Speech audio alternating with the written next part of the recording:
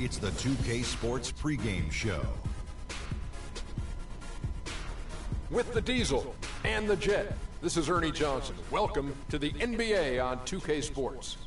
In a few moments, we'll be sending you out to Miami as the Heat go up against the Boston Celtics. So for Boston, their last game, a win against the Magic in Orlando. A terrific underdog win in that last game. They're feeling good, looking to keep it up tonight. Almost ready for tip-off, but first a moment to talk about something that often gets overlooked, defense. Kenny, who are the most impressive defenders in the NBA right now?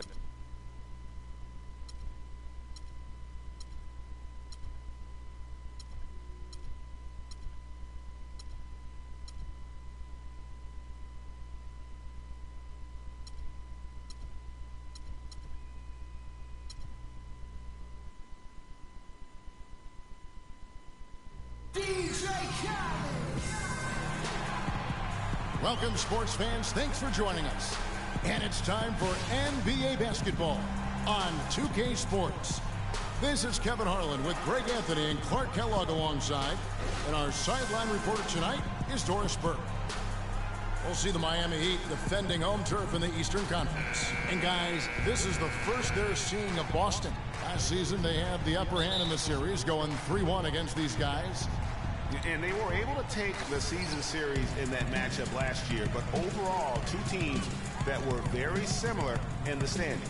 Yeah, they were able to make the plays to come out on top, but it really could have gone either way, and you could say the same for tonight's game. And now the opening lineup for Boston. Thomas is the point with Bradley to his side. Tyler Zeller out there with Johnson. And it's Crowder in at the three. Boy, last season, Hassan Whiteside made a huge splash in the NBA. Big blocks, big rebound totals, but he had some head-scratching moments as well. Missed his share of action due to suspensions. Last game for the Celtics, they pick up the win against the Magic in Orlando.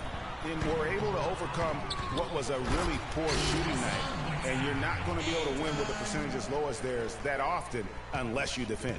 No style points earned for sure, Greg, in that game, but they did hit the big shots when they needed them. And oftentimes, it's not what you do as much as when you do it. Here's Bradley. That's good. And it's Thomas picking up the assist. Bradley's got his first bucket of the night. I don't know. Maybe they're still working out the kinks on D because that clearly was a breakdown. Dragic dishes to Whiteside. Shoots. Dragic gets the bucket. And here is Thomas. 26 points for him last game against the Magic in Orlando. Picked by Zeller. And Thomas, here we go. Offline from the high post. I love the anticipation defensively there to get into the perfect spot. They get it again. The Celtics have gone 2 of 3 here to start out the game. Finished off the break. Thomas got his second bucket. Just a great job of attacking on the break. Yeah, you know, exploding to the basket like that, Greg, just as soon as that ball was going the other way, that's exactly how you want to do it. The defense ready for him on that possession. They had to be because he is so strong in the paint. To the inside. So he gets the whistle. Contact on the way up and 2 shots coming up. Well, last year, Tyler Zeller both started and came off the bench, showed he could be an effective player, even when playing heavy minutes. Yeah, and if you look at the games that he played as a starter, he increased his usage, and it didn't bother his production at all. And for Zeller last season, his numbers were the same or better as a starter. His scoring picked up a touch. Still had a great field goal percentage, too, so really solid production in his first couple of years. Here's Thomas. J.R. Smith making his last shot. Here's Crowder. Boston again missing. Well, I think the defense got lucky right there. I mean, he's going to make a lot more of those than he misses when he's got that much room. And Dragic has it in the corner.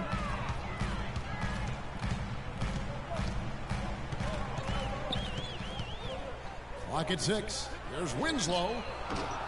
From outside, off the mark.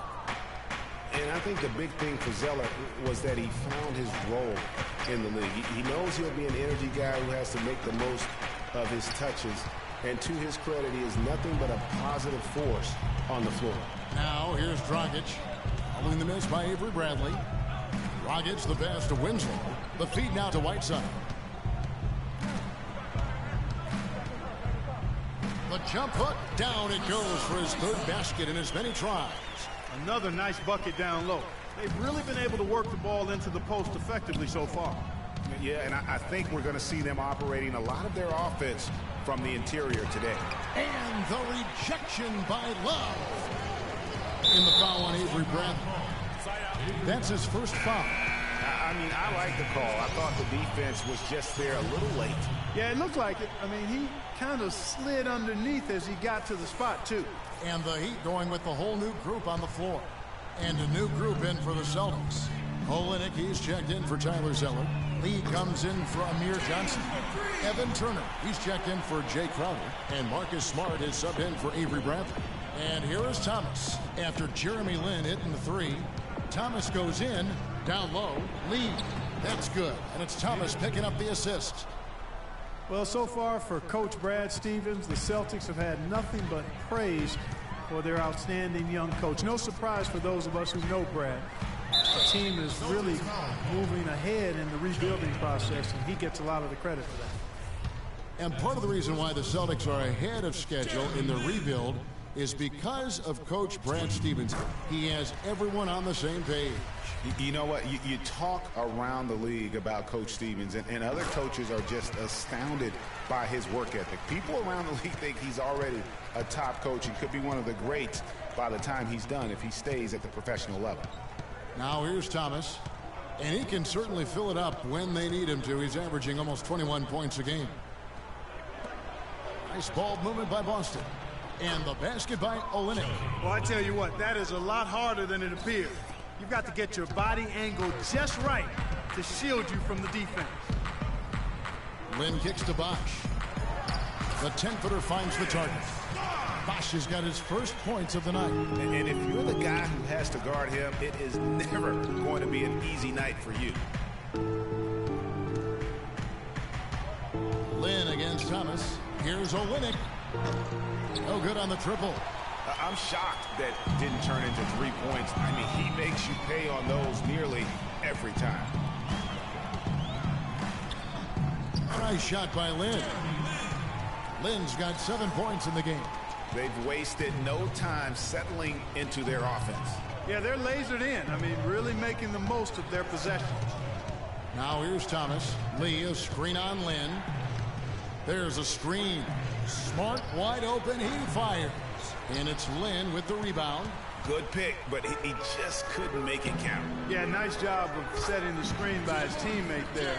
And I'm sure he appreciated it. And a huge lead here early to start. Well, you know, right from the tip, there's not anything they haven't done well so far.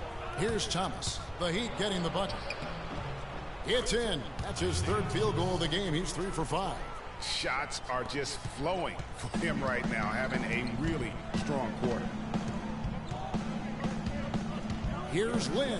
And there's a nice one-handed slam.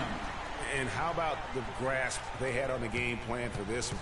You know, I know it's early, but I don't think I'm going out on a limb when I say we could be headed for a blowout unless something dramatically changes and fast. Here's Lee, and some nice defense there to end the quarter. And the whistle blows, so that'll be a shooting foul. Great defensive effort there with the blocked shot. But he got more than just the ball that time. Free throws coming up right now. And he's got his first free throw of the game. And the first one drops. Boston making a switch here. And both free throws good for Lee.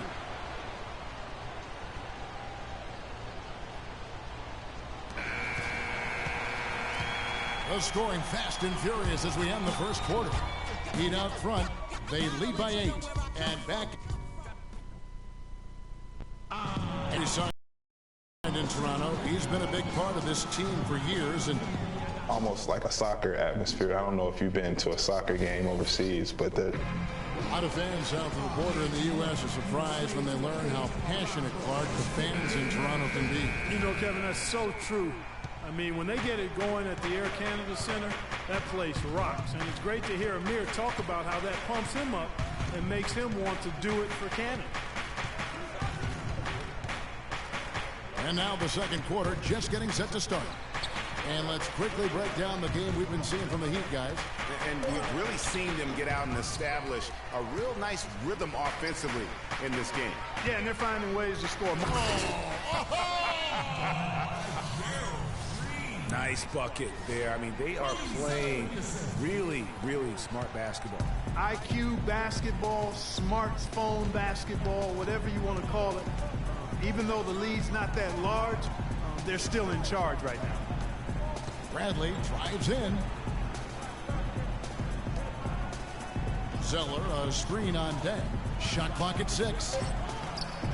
Shot is good, and the Heat's lead is cut down to 8 on the bucket from Jerebko. The second he got around the pick and shook his man, it was straight to the bucket for the easy deuce.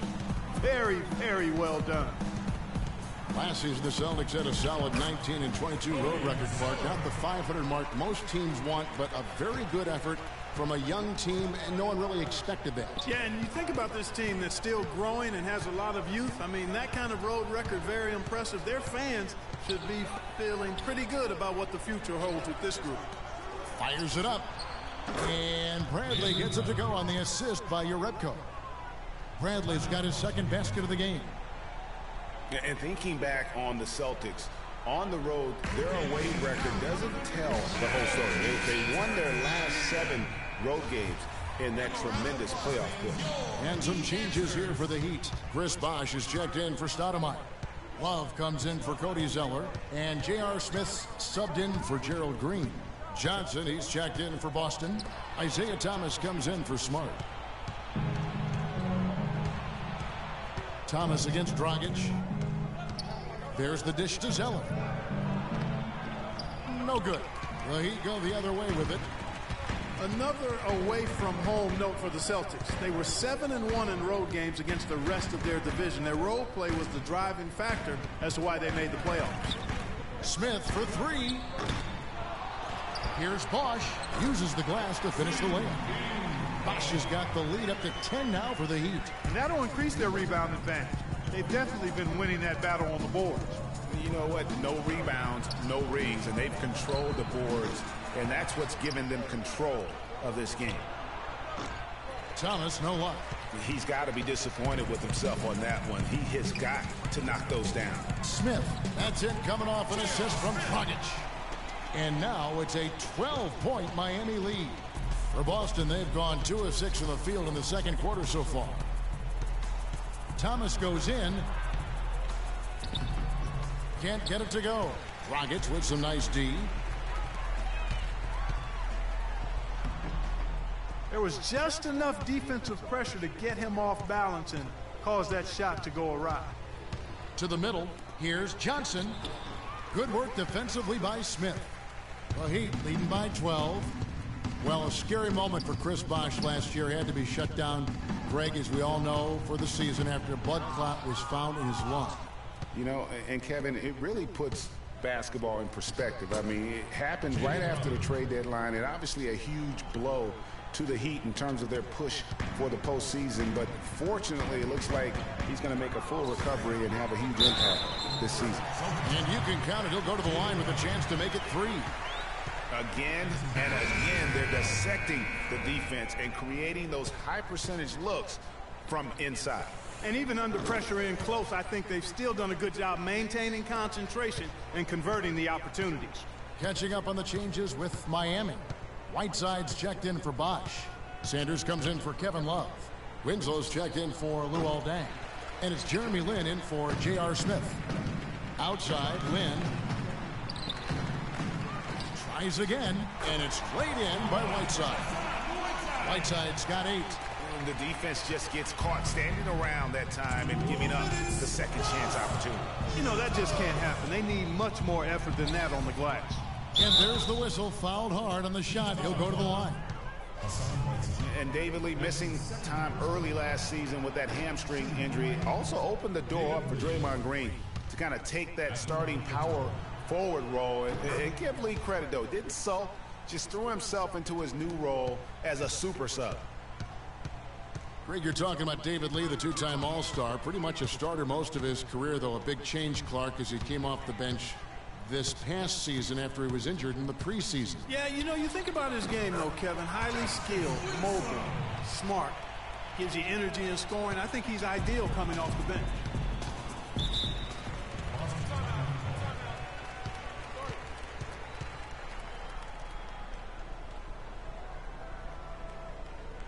So the Celtics call timeout. They're first. A lot's been made of the Heat fans in the past for walking out during the finals game where they looked to be out of it. But credit, you know, the Miami Heat fans, Greg, with last year sticking with this team. Yeah, and in all fairness, I would have walked out as well because I thought it was over. But with LeBron out of town, a lot of Heat fans could have jumped off the bandwagon. But you know what? They stayed with it. So although the weather is fair, the fans are not. Oh, well said. Thank you. I didn't see that miss coming. I mean, he's usually been money from that range. Up top, Lynn. 14 points from him the last game against the Knicks in New York. Lets it fly, and there's another one for the Heat. And, you know, for the Heat, despite the struggles, they still sold out every game here last season. They were among the top teams in the league in total attendance. Smart dishes to Bradley. Picked by Lee. Lee sets a screen for Bradley. Smart. It's good. He scores. That's his first basket after missing his first 2 attempts. Now 1 for 3. Boy, they keep hammering away at him inside, forcing that ball into the paint. Smash mouth basketball. And Clark, it's a strategy that has served them well during the course of this first half. Winslow wide open. He fires. Yes. And a nice assist from Lynn. Lynn's got his 3rd assist on the night. And really, they showed up in force, even as the Heat fell to the back of the pack. The Heat only 20-21 last year at American Airlines Arena, but the fans love them all the same. Olynyk can't hit. Their free throw attempts have really fallen off here in the second quarter. Not as aggressive. They're settling. They've got to keep getting the ball inside, create some balance offensively. Here's Bradley. That misses. Would have counted had it gone in. A dominating first half of basketball, and so far hasn't been close. Heat lead by 19. Back after this from the American Airlines Arena. And now, the 2K Sports Halftime Show.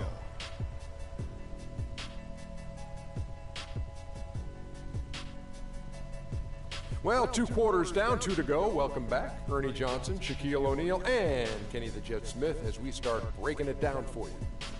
So it's Miami who's out on top at the half. They are dominating the scoring, leading by 19. Let's start with you, Kenny. What did you think? What a true demonstration of dominance. They made a commitment to owning the glass, and they made good on it. Blocking out, competing hard in traffic, that's the way you should play on both ends of the court. And Shaq, what are your thoughts on Boston? Well, when you look at the opponent field goal percentage, that tells the whole story. They gave up way too many good looks. When they come out of the break, they got to play way tougher, Ernie. Get those hands up. Get in your opponent's face. Do something. All right, that is going to wrap up our halftime report.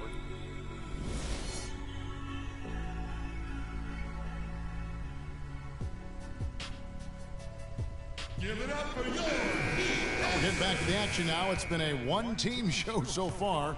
We'll see if that changes here in the third. Jeremy Lin really making a difference here.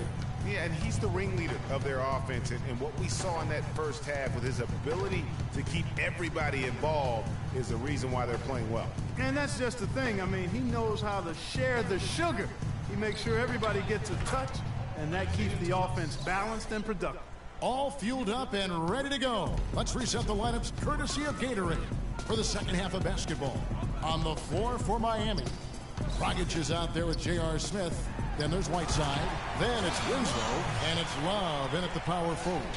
It really does make the game easy for your teammates when you can lead them to the rim that well with a pass. Thomas kicks to Zeller. Johnson the screen. Zeller with it. He gives a bit of a scoring lift to the team, averaging 8 points a game. Zeller, a screen on Smith, and there's the pass to Johnson. Cans the shot with nobody near him. And if you're just joining us, we've played over a minute here in the third. Well, taking a look at Avery Bradley, his career's been kind of up and down, Greg. Started out in high school where he developed into one of the nation's top prospects in high school. You know, it's a great point. And as a college freshman, really established himself as one of the top defensive guards in the country, won numerous awards, then enters the draft after only 1 year.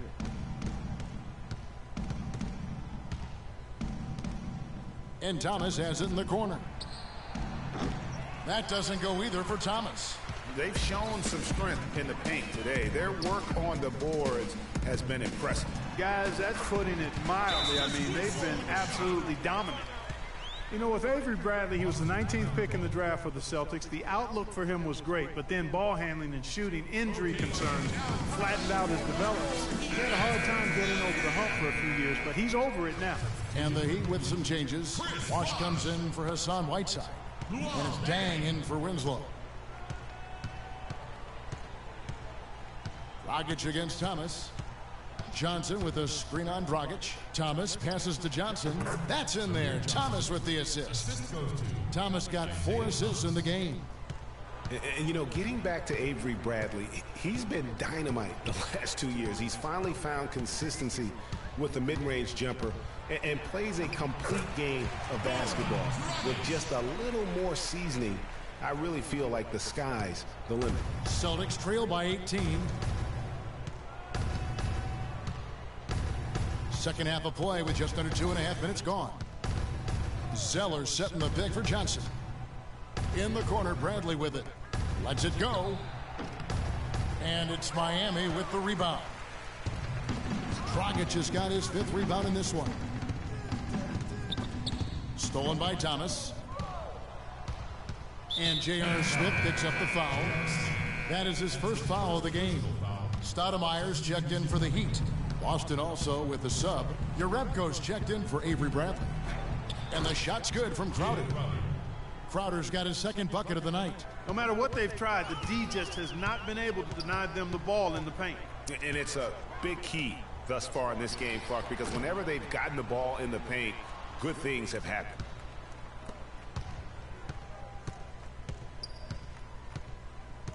Johnson with a screen on Dragic. Crowder. Terrific design on the pick play, and he lays it in. Crowder's got 6 points. The screenplay worked ideally there, and I'm not talking about the screenplay you see in a movie theater. Gave him more than enough room to get that shot off. Here's Dragic. And the shot counts. He's fouled, and it's a chance for a 3-point play. He's played an important role in their offense today, guys. Without him, they may not be in the lead. And the Heat with some changes. Sanders checked in for Bosch. Green comes in for Luol Deng. And it's Jeremy. So Boston going with almost an entire new group here. Olynyk, he's checked in for Tyler Zeller. Lee comes in for Amir Johnson. Smart's checked in for Crowder. And Turner's subbed in for Thomas. Smart dishes to Turner. Pass to Olynyk. Puts up a 3. Can't get it to go. And Miami the other way now. They are coming into this having notched a win against the Knicks in their last game. And Kevin, you know, they showed how important it is to have a strong bench. I mean, when you are on the road, that depth is vital. I think they really utilized the second unit to extend their offensive assault and just really wore down their opponent. And guys, I think what you saw from them throughout the game was teamwork. This is a team. Regardless of who was out there on the floor at any given time, they got it done, and that has to make you feel good as a group. Both free throws good from Dragic. The Celtics really seem to get better as last season wore on too. GA finished the year looking very dangerous. Kevin, with the Celtics, they were dynamite after the All-Star break. Had the 2nd best record in the Eastern Conference post-All-Star. There's a screen. And it's Turner off the drive. Can't make good off the pick. The Heat leading by 19 points. Outside Dragic. He feeds it to Green. 3-pointer. And the rebound goes to David Lee. You know, one of the big things for the Celtics after the All-Star break was they played smarter. I mean, they went from the middle of the pack in terms of turnovers to a team that rarely made mistakes. And it's out of bounds. The Heat will take it the other way. That is just a careless turnover. You've got to be smarter in those exchanges. And some changes here for the Heat. Cody Zeller's checked in for Stoudemire. And Winslow subbed in for Goran Dragic.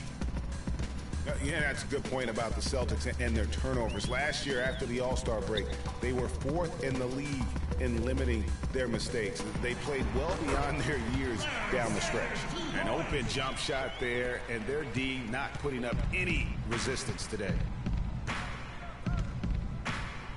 And Turner kicks to Olynyk. Here's the screen. Screen by Lee. 6 to shoot. Can they get it? And he gets that one to go off the front iron. Olynyk's got his second basket of the game. Miami leading by 19. Here's Lynn. And Lee pulls it down. Oh, that's terrific defense there. That's how you protect the rim. Just 1 second between the shot clock and game clock. Turner with it. Now guarded by Winslow. Outside Turner. Olynyk sets a screen for Turner. And it's blocked. Green. It's off. And as we end the third quarter, a double-digit deficit will make it tough to come back. Miami ahead, up 19. And right after this, we'll bring you the start of the final quarter right here on 2K Sports.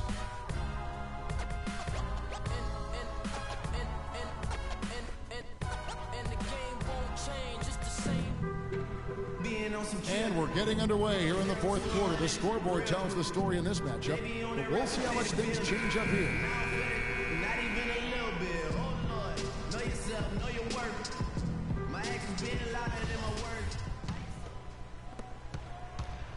And Miami shooting 65%, an outstanding offensive display from them. On the court for the Celtics, Thomas is the point with Bradley into his side. Johnson is out there with Tyler Zeller, and it's Crowder in at the 3 slot. Celtics trail by 21. Thomas passes to Johnson, picked by Zeller. Johnson dishes to Bradley. Here's Zeller, and Whiteside sends it back. Now here's Lynn. And Commissioner Silver taking a bold stance on sports betting. I mean, going into last season, he wrote that op-ed piece saying that it needs to be legalized federally and basically brought into the light of day. Guys, some great passing from him. Yeah, it makes it tough for the defense to chase that ball around when it moves that crisply all over the court. Yeah, everybody's touching it, and you're starting to see the assists pile up because the rhythm is on display offensively. Dishes to Love. Ball's knocked loose. It's stolen by Bradley. That's good, and it's Johnson with the assist. And that's now 6 points for Avery Bradley.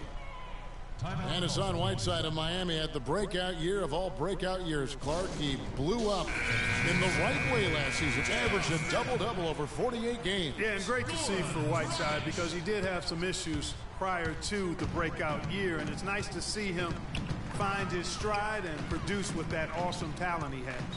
Here's what Miami's going with right now. J.R. Smith's checked in for Dang. And it's Dragic in for Jeremy Lin. And stolen by Thomas. And now it's Bradley running. He can go all the way. And a foul called on the shot. Got him on the way up that time, so he'll shoot 2 right here.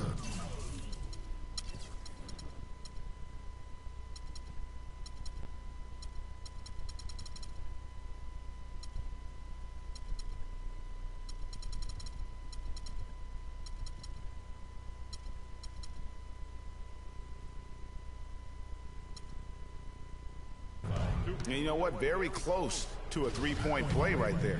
Yeah, he almost got that one down. I mean, those are the kind of aggressive plays coaches love to see.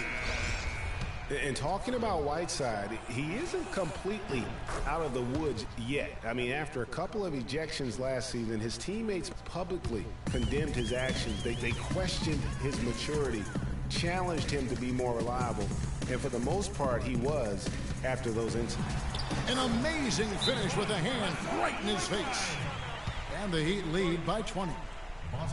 And you know, the thing about Whiteside, guys, when he's right, he's an unbelievable game changer. Second in the league in blocked shots last season. Also posted the second best field goal percentage. The guy can play if he keeps his head squarely on his neck.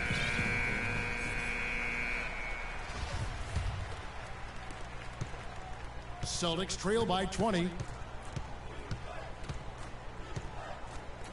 And we're about 2 minutes into the fourth quarter now.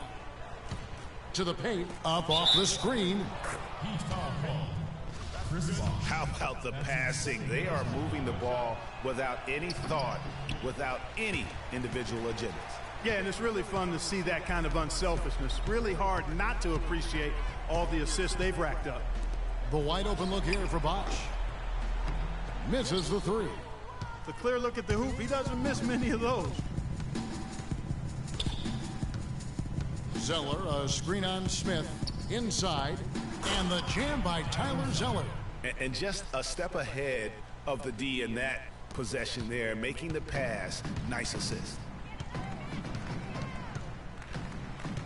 Dragic against Thomas. Up top, Dragic feeds to Whiteside. And the shot is good, dropping in off the front of the rim. He's a big reason why they have the lead right now. He's made all of his field goal attempts thus far and remains hot from the floor. Outside Thomas. Picked by Zeller. And Thomas, here we go. Shot by Zeller, no good. The Heat leading by 18. Here's Bosch. Hammers it home to polish off the break. Excellent work there in transition. Yeah, I think it's always better to go early in transition, to attack when it's there, because oftentimes you can beat the defense down the floor. Thomas a screen. Johnson kicks to Bradley. Wants to get it to Zeller and does. Good work defensively by Whiteside. And you know what? He's just not on his game, no doubt about it. Their deficit isn't totally on him, but he has not been an asset for his team. Celtics trail by 20. It's stolen by Dragic. The shot misses. Excellent D from Thomas. And around the NBA, there are some who want to redo how the NBA lottery works. They feel it punishes teams for trying at the end of the season and instead rewards others who maybe aren't doing as well. Clock at 4. Gets it to go from beyond the arc. And they've got to talk to each other on D there. Miscommunication, and now he's able to make them pay. Dragic against Thomas. It's Dragic with the drive, and he gets it to go. You know, Clark, losing teams, handling losing with an eye to the future. It's a slippery slope and a very tough situation, not only for teams, but the league to try to figure out and rule on. Yeah, exactly, Kevin. Well said, and I'm not sure what the answer is. I kind of like where we are with the lottery system. But it's something to reevaluate. I don't think it needs to be tinkered with at this point. And guys, as much as Isaiah Thomas can help you on offense, at times he can hurt you on the defensive side. Immediately posted up by whomever he's guarding, you have to give help. And of course, that leaves your defense vulnerable, particularly on the weak side and controlling that defensive backboard. Boston making a switch here. Olenek, he's checked in for Zeller.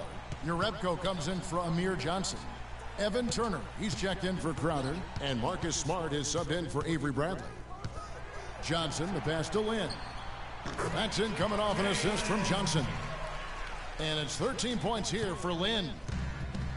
Greg, you're talking about Isaiah Thomas before. Certainly his short stature limits him on Clark, the defensive side. Yeah, but you know what? He doesn't rack up a ton of steals, given his instincts and quickness. I think he really focuses on making his impact at the offensive end. And so just rolling to the finish line now in what has been a very confident-looking performance for Miami. Clark, the bench gave him a big lift in this game. Yeah, you always like to see that, Kevin, when your reserves can perform and help you pull out a win. And it'll advance their win total up to 12 on the season. And this is a great way for them to kick off this season series. 2 more games ahead, and they've taken the mental advantage with this win tonight. Greg, I don't think it'll play out quite that simply, though. The team coming out on the losing end of Game 1 is just that much more motivated to get even in Game 2 and 3. So I think the edge goes to the losing team. A good win, and a lot went into it, but I just like the showing for Dragic. It was the kind of game for him that all scorers dream of, where the basket seemed as wide as a barrel. A nice shot by Lynn. I don't want to say they're trying to run up the score here, but they do keep adding to the lead. Well, I know you don't want to say it, but, I mean, they're trying to run the score up here. It's plain and simple. They're trying to throw salt all in that wound. And so Miami takes this one by a big margin. They won this game going away. They were the better basketball team, Clark, by far tonight. No question about it, Kevin. They certainly gave their fans plenty to scream and holler about. This place was rocking. It was on fire. And it only got louder as that lead got bigger. And now let's catch up with Doris Burke, who's standing by on the sideline. Doris? Chris, congratulations on a decisive win here tonight. You guys were scoring very efficiently. Well, I mean, it's not even about the points. I give credit to our defense tonight. You know, the coaches, they've really been honest about that. You know, we play defense, and when we play defense, good things happen. Chris, thank you. Kevin, back to you. Thank you, Doris. Great interview once again. Well, folks, that's going to do it for now. This is Kevin Harlan saying thanks for tuning in. Now time to head over to the studio where the award-winning Ernie Johnson is with Shaq and Kenny, all standing by. Guys, take it away. The 2K Sports postgame show.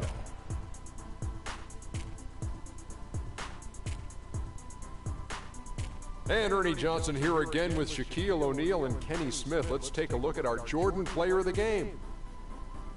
Right out of the gates, he came out strong, making his first 3 shots and helping establish some offensive rhythm. Kenny, your thoughts? He was dead on from the field tonight, guys. I'd call his performance economical because there was no wasted opportunities. He took advantage of every good look he got. I mean, everything he put up was going in. Just a sensational performance on a lot of levels, Ernie. Too many levels to talk about. Man, in some game, he's in the background. He doesn't get the chance to be the star of the show. But not tonight. He's the star tonight. Put him on the Hollywood Walk of Fame. And that'll do it for this edition of the NBA on 2K Sports. Hope you enjoyed the show. From myself, Kenny Smith, Shaquille O'Neal, Kevin Harlan, and the entire 2K Sports crew, have a wonderful evening.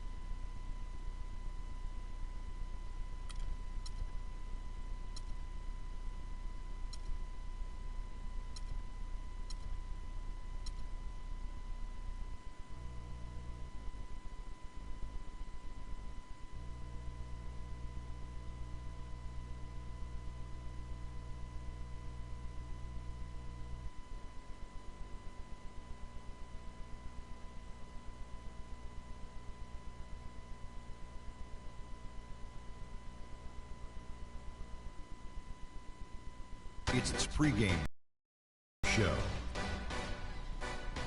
Hello and welcome, everybody. Ernie Johnson, Shaquille O'Neal, Kenny the Jet Smith. We're glad to have you with us on 2K Sports. In this game, we'll see the Oklahoma City Thunder against the Miami Heat at American Airlines Arena. A lot of W's recently for this Miami team. Nice job they've been doing over the last 10 games. 8 wins and not having too many problems. Oh, and what a treat tonight. A battle royal between two powerhouses. This is the kind of marquee matchup that always seems to get the fans excited.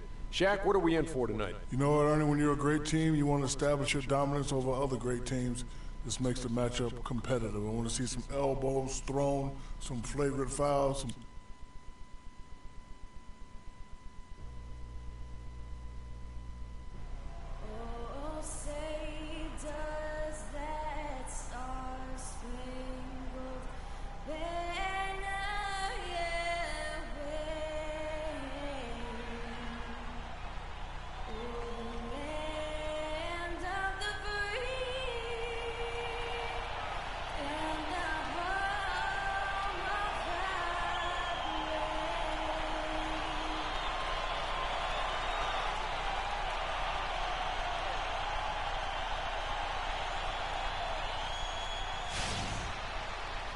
Nothing goes together like the Heat and Miami as we get ready for an interconference contest here at the American Airlines Arena. Bringing you another edition of the NBA on 2K Sports. With Greg Anthony and Clark Kellogg, this is Kevin Harlan. Taking a look at Oklahoma City. So important to get off on the right foot. New year, new season. These guys have done it. And I think for Oklahoma City, they have performed above and beyond expectations thus far. As good as they've been, is it fair to wonder just how long they can keep this up? Of course it is. I mean, I'll tell you this, they may have snuck up on some of their opponents here in the early season, but they're not sneaking up on anybody anymore. Teams will be ready for them. So here's Oklahoma City's starting group. On the perimeter, it's Waiters and Durant. Inside, you've got Ibaka and Kanter. And it's Westbrook in at the point guard position. Here's Smith. And lots of contact there. Missing the shot. He'll shoot two. It's on Kevin Durant. Well, safe to say that J.R. Smith has never been short on confidence, Clark, his entire career. Yeah, he's always been a guy who could actually play with confidence and back it up. When he's hot from the floor, he can take over games single-handedly. Good on both. And for Smith and his confidence, last year even he said he's on pace to be one of the best shooters the game has ever seen. So obviously not lacking in belief in his ability. Well, that was a quick foul for him there. The refs are certainly calling it close. Westbrook against Dragic, and it's Dragic with the foul. That's foul number 2 for him. And that's 2 fouls for him very early in this ball game. He'll probably have to spend some time on the bench before halftime. Jeremy Lin, he's checked in for Miami.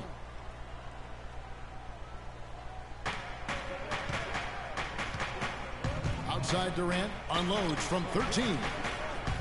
And it's Lin with the rebound. And not sure if I can agree with J.R. Smith's assessment that he'll be one of the greatest shooters of all time, but he's pretty deep into his career at this point. Maybe he's hoping for a Kyle Korver type of career after 30 years of age. Flying high and throwing down the hard one-hander. One of his favorite moves right there, guys. And really, he does that one as well as anyone. Kev, you're right. That's like his signature move once he goes airborne. And just over a minute played here in the start of the game. Westbrook dishes to Durant. Good. A nice assist from Westbrook. I like the recognition of the mismatch there, immediately making the defense pay. Looking at Oklahoma City, they took the win in their last game against the Hawks in Atlanta. And offensively, everything they did seemed to just come together beautifully. They threw a lot of things at the wall, and most of it stuck. Yeah, it did stick in high-quality fashion, too. I mean, a multifaceted approach like that takes a really sophisticated, locked-in defense to stop it. That certainly wasn't the case that day. And D.R. Waiters traded last season to the Thunder. They wanted him as a shooting and scoring threat off the bench. Didn't want him to try and fill the void that Harden played when he was a member of the team. Green, he's checked in for J.R. Smith. Now here's Love. And he can be counted on to put some points on the board every night. He's averaging right around 13.5 points a game. Let's go quickly over to Doris Burke for an update. I briefly spoke with Billy Donovan. Team rebounding is something he stressed to his side, and rightfully so when you face a player that gobbles up the glass like Kevin Love. He told me that Love rebounds at an unreal rate, and his side can't take any mental breaks when it comes to boxing out on the defensive end. Love's numbers validate that fear, guys. And thank you, Doris. Now here's Green following the miss by Russell Westbrook. Well, I tell you, that was double duty right there. He influenced the shot and then got back and cleaned the glass. An intentional foul committed, but for what purpose, Greg? I'm not sure. A scene of confusion right there. I can't imagine why he thought it was a good idea to foul there. And guys, Dion Waiters is a man who has never met a shot he didn't like. Despite shooting less than 40% from the field last season, he just kept on shooting.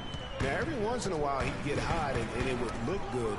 But when he's off, which was most of the time, it didn't look very good. He's got to improve shot selection and shot discipline. And Gerald Green picks up the foul. So that will be his second foul of the game. We're in the bonus. We'll go to the line to shoot two. And he makes the first. Ray, getting back to Waiters, there's a reason the Cavaliers dealt the former 4th overall pick in the draft. Not only did he shoot poorly, but Clark, he averaged less than 2 assists a game. Yeah, I think it's a mindset adjustment with Waiters. I've loved his talent and his ability to make plays and shots. Now he just has to recalibrate his thinking so he can be effective in the role he's asked to play. Now here's Love. Takes it into the teeth of the knee and converts the layup. Love's got 7 points. You know, you're going to have success when you can start out shooting 80% from the game. So early offensively, they've been great. That's the way you like to start.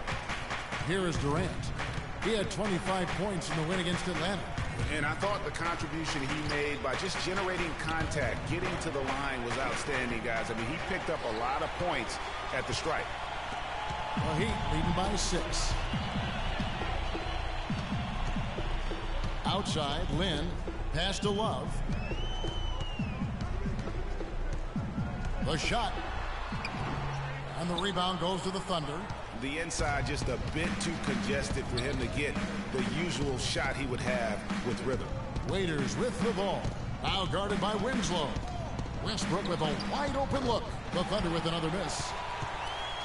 For Miami, they've gotten 4 of 6 field goal attempts to drop in the first quarter.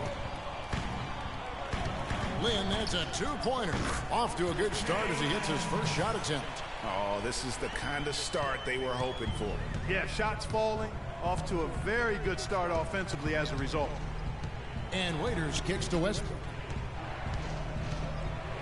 And 2 free throws coming up as he misses that one. Drawing the whistle and a lot of contact there.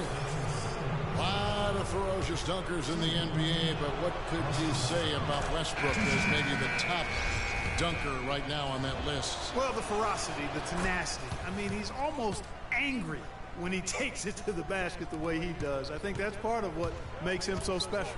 Here's what Miami's going with right now. Sanders comes in for Hassan Whiteside. And Chris Bosh is subbed in for Kevin Love. Now here's Sanders. From 13, it's hauled in by Adams.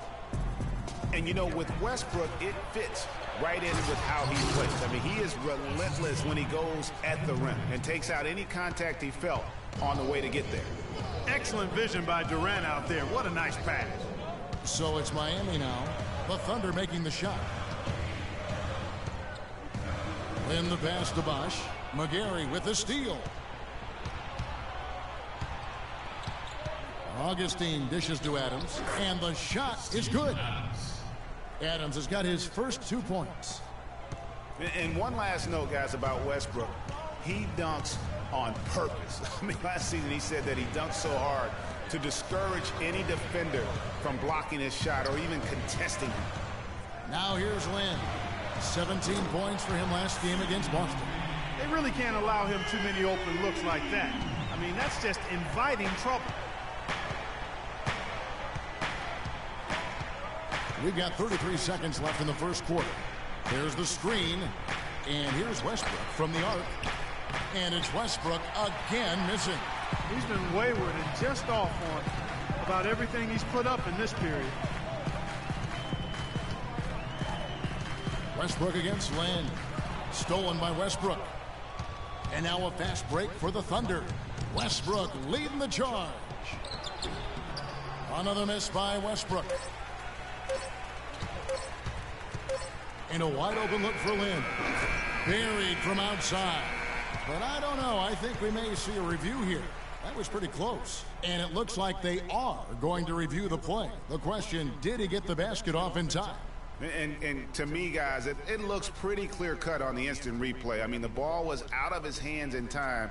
I think they'll confirm this one pretty quickly. Well, I can't see how they'd come to any other conclusion. I mean, we have a good look at it on the replay. The clock's still ticking when it left his fingertips.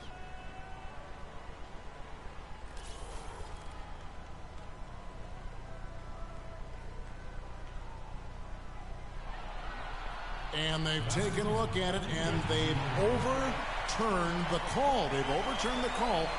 They're calling the basket good, Greg. Yeah, and that's why we have replay. I mean, to make sure the officials don't miss any calls. And really a good job to take the second look at it. Would have been a shame if they'd been cheated out of those points.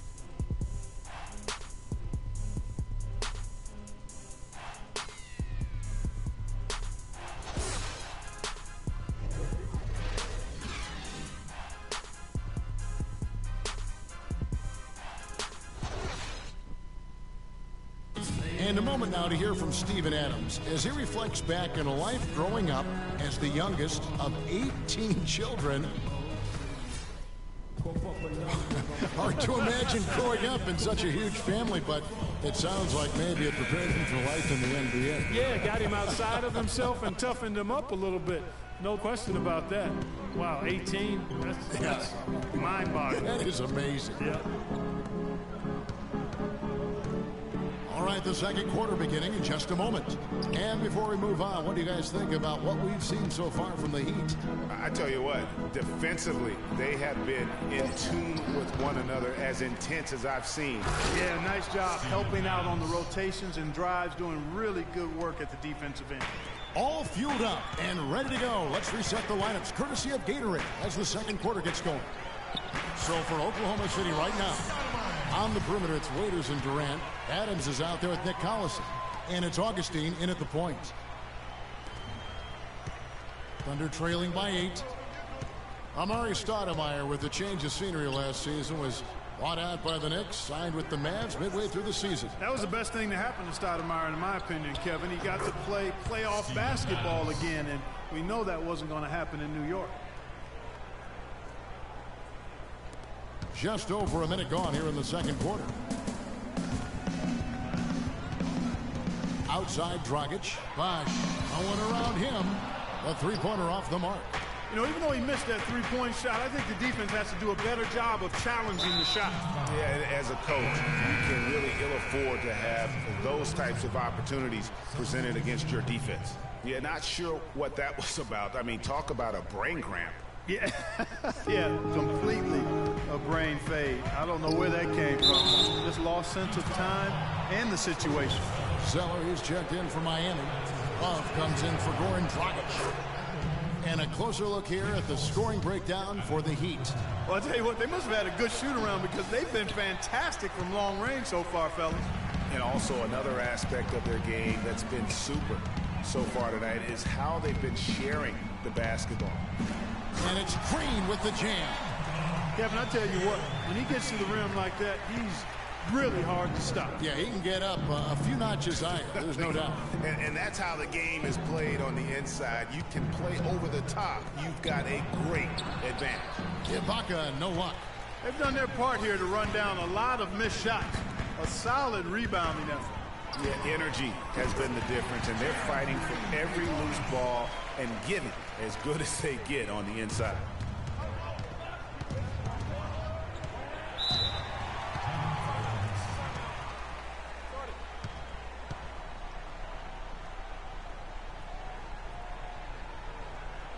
And first-timer to the game called for Oklahoma City. And this is their first time matched up with this year's Heat team. And their series last year was a bit of a comparison between the two conferences. Both were in the middle of the pack. Well, you said it. I mean, often it's the teams that are in the middle of the pack in their conference which more accurately show the conference's strength than a team at the top or the bottom. At least that's how I like to look at it. A moment to check in with Doris Burke. Doris? Yes, Kevin, during that last break, I heard Billy Donovan as he addressed his team. He told the guys that he wanted their offense to run through Cantor. Coach emphasized getting him as many touches as possible, saying he is going to be one of the guys to carry us the rest of the way. Also, he was just as passionate when he told them that they needed to put everything they have into their offensive rebounding. Being in the position they're in, probably a smart move to go to the clipboard and switch things up while we're still in the first half. Kevin? And thanks for that story, Doris. Here in the second quarter, we've played a little over 2.5 minutes now. Augustine against Green. Shot clock at 5. There's a screen by Cantor. Three-pointer Augustine. It's good.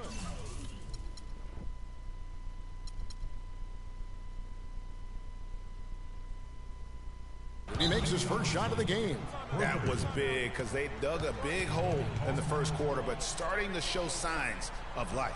Sometimes, for whatever reason, a lot of times you don't know why. It takes a little while to work the knocks out, but it looks like they're putting it together right now. Jeremy Lin, he's checked in for the Heat. Takes the three. Zeller trying to free himself up, and it's Jeremy Lin with the three. Lin's got the lead up to 10 now for Miami. Augustine against Lin.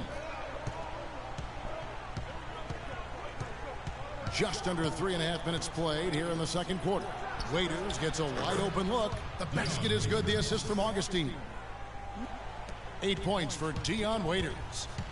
And Greg, how about DJ Augustine and the roller coaster ride last season, beginning in Detroit, ending up in a very creditable position with the Oklahoma City Thunder? And a lot of that was because Jennings was so inconsistent for Stan Van Gundy last year, even so much so that he started starting Augustine, and this was just a small part of the turmoil for Detroit last season. The pass to Cantor. And there's the slam dunk to finish it off. And he just leaves the D in the dust and explodes to the basket. You're right. Clark, maybe a momentum changer right there, huh? It could be, Kevin. I mean, a dunk like that can sometimes get an opponent reeling. Lin against Augustine. Ibaka outside. Lets it go from deep. And again, Oklahoma City with the triple. So back to DJ Augustine. It's the middle of last year, and he and Jennings are practically splitting time at the point. Then Jennings goes down with an Achilles injury, and it looks like Augustine will take over full-time duty. Nope, the Pistons trade Augustine to Oklahoma City for Reggie Jackson. And an intentional foul right there. And Miami going with a whole new group out there. And a new group in here for the Thunder. Adams, he's checked in for Cantor. McGarry comes in for Serge Ibaka. Kevin Durant's checked in for Nick Collison. And Russell Westbrook is subbed in for Augustine. Here's McGarry, and the rejection by Sanders. No good from Durant. Major defensive lapse right there. I mean, he's not a player you can leave open for a jump shot. You've got to stay attached to him. They're lucky he couldn't punish them for it. You know, one thing about the Augustine-Jackson trade last year, it didn't help either the Thunder or the Pistons make the playoffs. It's just so hard to integrate a new player into your system that far into the season, especially when that player is a point guard. So a wild ride for Augustine. And Waiters kicks to Durant. Again, Durant missing.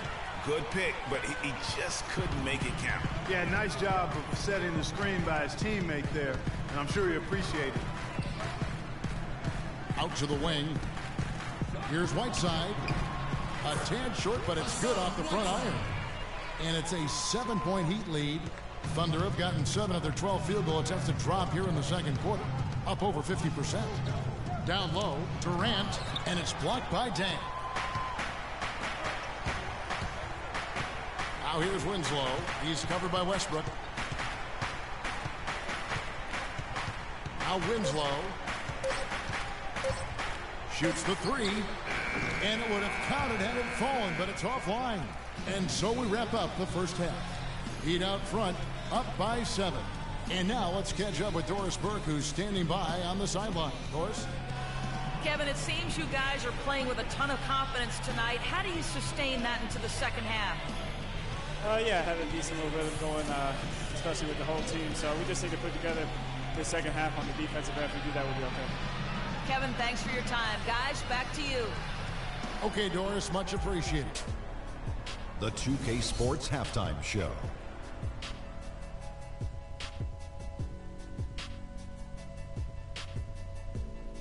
Well, 2 quarters down, 2 to go. Welcome back, Ernie Johnson, Shaquille O'Neal, and Kenny the Jet Smith as we start breaking it down for you.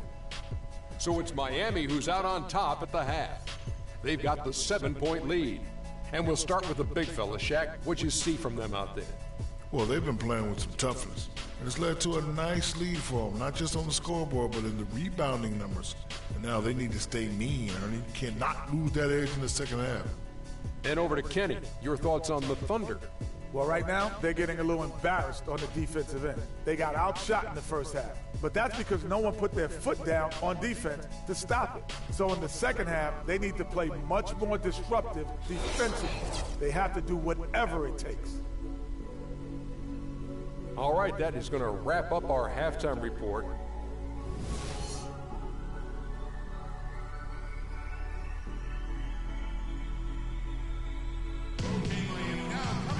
All right, the second half beginning in just a moment.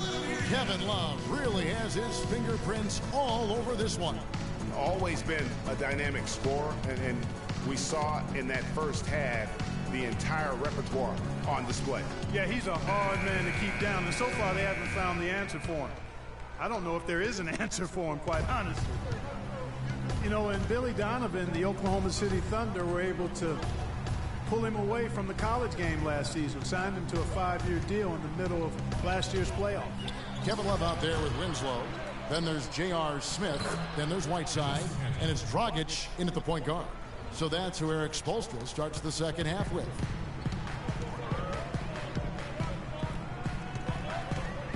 Now the feed to Love.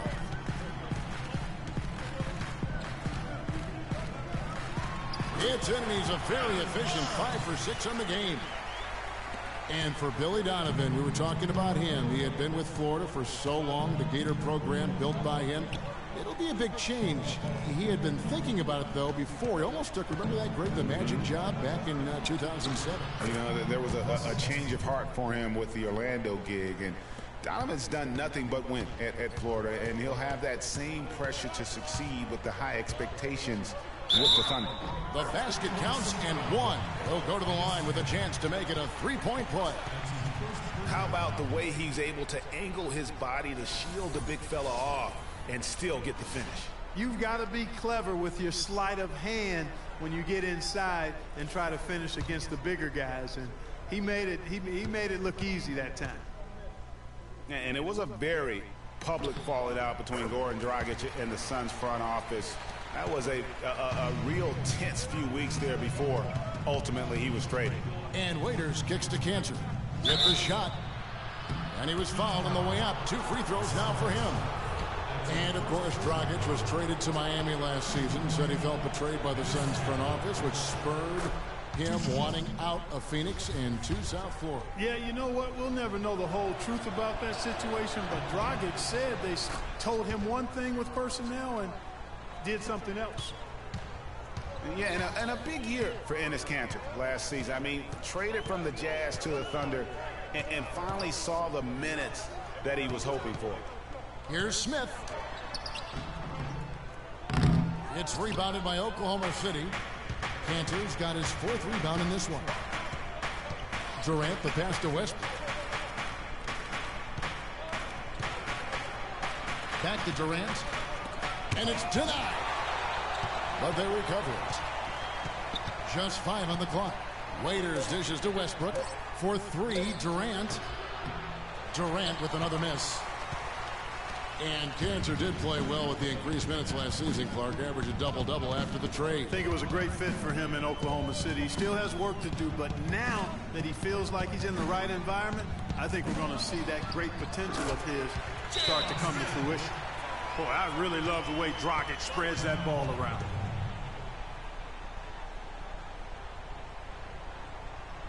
Time called here. The Thunder decide to talk it over. Well, it was a season last year of heartbreak and change for the Thunder, narrowly missing the playoffs as the Pelicans beat them out for that 8th position. Yeah, and they were teetering back and forth on that 8th spot for most of the year. Ultimately, they just couldn't hold on to that final playoff spot. Catching up on the changes with Miami. Chris Bosh is checked in for Whiteside. Gerald Green comes in for Winslow. And it's Jeremy Lin in for Goran Dragic. You know, there's no better sign of how efficiently a team is operating than their assist numbers. And theirs are fantastic. Just beautiful when they play the game like this. Guys, for the Thunder, that playoff miss was the first time they didn't make the postseason since their first year in Oklahoma. Fans have really been spoiled with how successful the Thunder have been of late. And Enes Kanter picks up the foul. That'll be his second foul of the game. And the Heat making a change here. Stoudemire's checked in. And a switcher also for Oklahoma City. Nick Collison's checked in for Kansas. Lynn kicks to Smith. Outside Bosh. There's the three. Ibaka with some nice D. And the Western playoffs just, it seemed a bit amiss without having the Thunder involved. Westbrook, I tell you what, he did everything he could to try and carry that injured group into the postseason last year, but it just wasn't to be. There's Westbrook. That's good. And a nice assist from Durant. Durant's got his 3rd assist on the night. Guys, that's just really unstoppable. He poses a ton of matchup problems for whomever he's facing. Here's Lynn. That's good. Lynn's got the lead up to 10 now for the Heat. Nice work on the inside. Hard to get that one up and over the big fella. Well, it's not supposed to be easy down there, and a little artistry on the inside helped him make it happen. Westbrook kicks to Augustine, and he gets the shot to fall after coming off the pick. Augustine's got 5 points so far. You can't afford to give him that kind of a look. Well, you know, he came off a good screen, but still, as a defender, you got to do a better job of fighting over and through that. And defensively, they are on their heels every time the ball comes inside.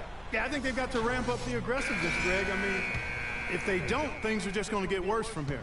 And the Heat with some changes. Sanders comes in for Amari Stoudemire. And it's Dang in for Smith.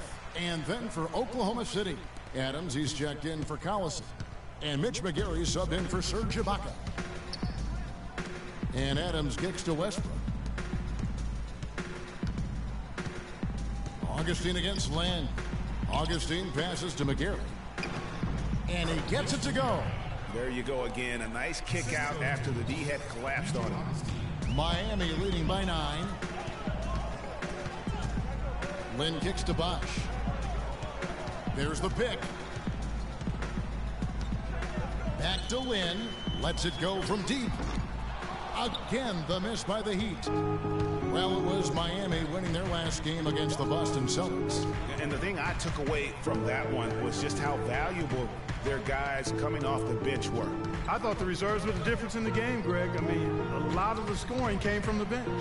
Augustine dishes to Adams. Can't hit. Now the Heat take it the other way. Lynn with it. Westbrook picks him up. That's good from Dang on the assist by Lynn. Dang's got his first bucket in this one.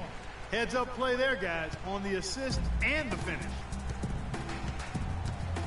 Outside Westbrook. Green against Augustine. Green with the block.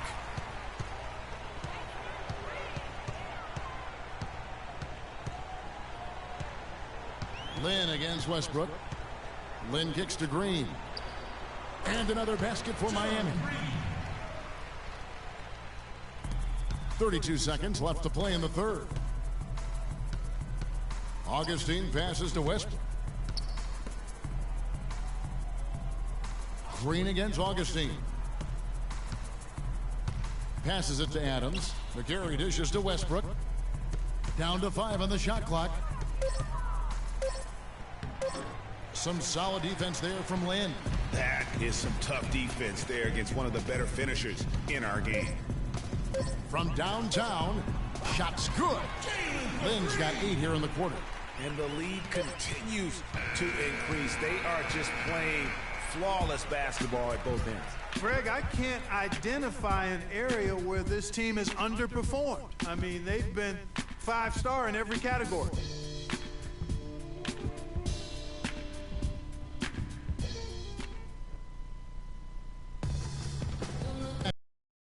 Fourth quarter action starting up in what has been a one-sided show.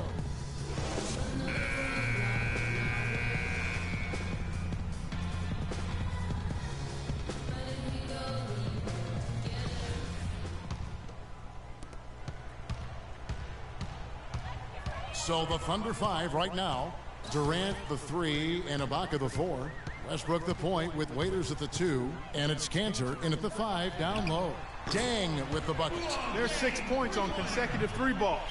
They're finding holes in this defense. No doubt the defense had better play a little tighter. Durant kicks to Waiters. Here's Westbrook out to Ibaka. Launches a 3. Good. A nice assist from Westbrook. 6 points for Serge Ibaka.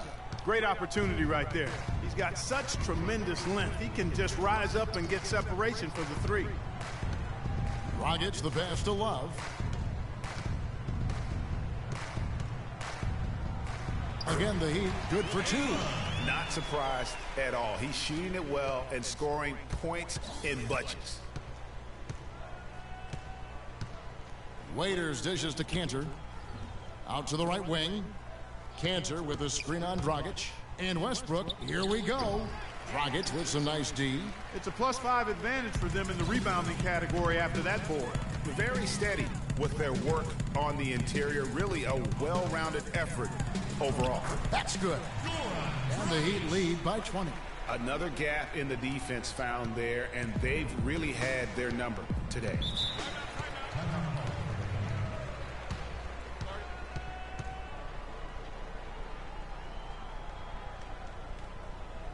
Time called here. The Thunder decide to talk it over. And one of Goran Dragic's greatest traits, Greg, excelling in the open court. High energy point guard, a lot like you, speed to burn, very smart guy, coveted by many. He really is. And Kevin, he transitions from defense to offense as quickly as anyone in the league, a la Tony Parker, except he's also equally adept at facilitating for others and spotting up for the 3. Or just taking it to the rack himself. And one priority for the commissioner this year was how the schedule worked. There were complaints about too many back-to-back games, and it was something everybody wanted to improve upon. And it's Dragic with the foul. That will get him his 4th foul of the game.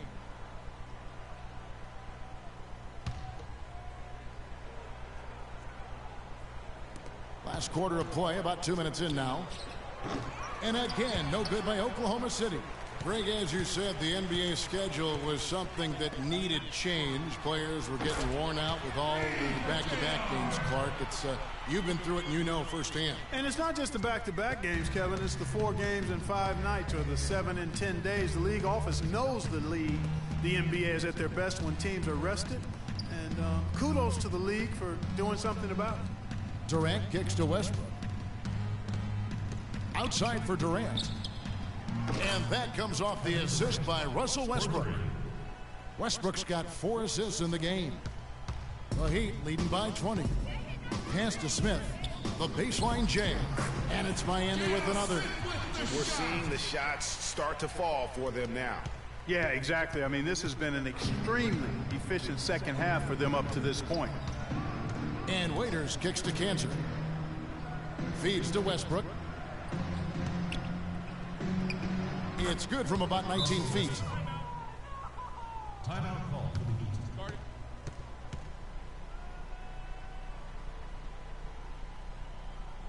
Now a timeout called by Miami. When you think about guards who play without fear or any hesitation, Russell Westbrook is the first of those guys to come to mind. I tell you what, man, his relentless pursuit and attacking of the goal and his opponent is really something to watch.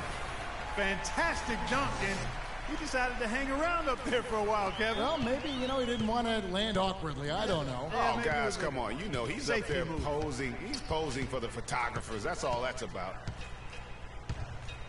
Here's Waiters. But they'll get another chance. And Ibaka kicks to Waiters. Dishes it to Durant. He feeds it to Westbrook. The wide open look here for Ibaka. Nails the wide open jump shot. Ibaka's got 5 points in the quarter. And for Westbrook, he had some high praise. Allen Iverson said he's a huge fan of Westbrook and sees so much of himself in him, mostly due to how they play with heart. I'll tell you the other thing, Allen Iverson I always felt was the most intimidating small guard in the history of the league. Russell Westbrook rapidly trying to claim that honor.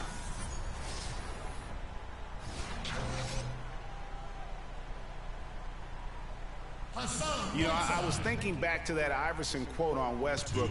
They play with that same fire. The styles in which they play are different, but you can see the intensity is the same between them.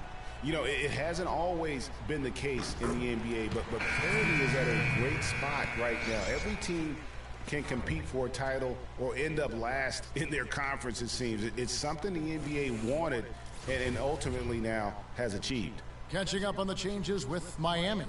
Amari Stoudemire, he's checked in for Whiteside. Zeller comes in for Kevin Love. Luol Deng is checked in for Winslow. And it's Johnson in for J.R. Smith. Johnson gets the bucket. And speaking of NBA parity, it's impossible to go from last to first in a single year, but it can happen in a 3-year span. And that's all you really want from a fan's perspective, hope. To illustrate the parity, all 4 teams in the conference finals from last year were different from the year before. McGarry, no luck. The edge on the glass is the difference. It's allowed them to build this lead. And really a reflection of their superior effort level to this point. It seems to me they've gone after this win a little bit more. For Oklahoma City, they've gotten just under 45% of their attempts to drop in the fourth, 4 of 9. Well, guys, this was never really a contest, just a total obliteration, if you will. And you can safely say mission accomplished now for Miami. Agreed, Steve, and as one-sided as it gets today, you know, Clark, there were some dominant moments in about every facet of this game for that team. You're right, Kevin. It's hard to think of anything that didn't go right for them. I mean, game planning by the coaches, execution by the players, everything was spot on. And this will be a big win for them. Lucky win number 13 now in the bag. And so they win their first game against this squad. It's a 2-game season series, and they'll be going for the sweep the next time they face off. Yeah, and Greg, when it is just a 2-game season series, the team winning game 1 has that slight mental edge going into the second meeting, knowing they've already solved their opponent one time and only have to do it one more time. A fantastic show. And what an amazing all-around game it was for Len. Just an outpouring of points from him. Nobody could do much to keep him from dropping it in. Collison against Zeller. Here's Augustine, and it's Singler in the corner. No good with the triple. Now the Heat with it. Then kicks to Dragic. Buries it from 3-point range. The fans are just loving what's going on here tonight. A really good win for the home team. It sure is. I mean, they kept this crowd in the game, gave them plenty to cheer about, and really used that home court advantage to their advantage. And here's Johnson outside. Misses there. And so Miami takes this one by a big margin. And the outcome of this one was never in doubt. Yeah, they were clicking in every way. I mean, all cylinders go. No question about that. And once they pulled away, they didn't let up. And time now to go courtside as we send you over to Doris Burke from the sideline. Doris? Well, Kevin, in a game like tonight, what sort of elements of your identity and confidence are confirmed by getting this type of win? That we can fight through it and beat any team in the league if we're playing well. So for us to get this win here, our 6 man is our crowd. They've been great. They packed the house tonight, and we got a big win against a team that's right up there with the top teams in the league. The crowd enjoyed it, and we did too. Kevin, thanks for your time. Guys, back to you. Thank you, Doris. Great interview once again. And that about wraps it up. This is Kevin Harlan thanking you for watching. Now time to head over to the studio where the award-winning Ernie Johnson is with Shaq and Kenny, all standing by. Guys, take it away. The 2K Sports postgame show.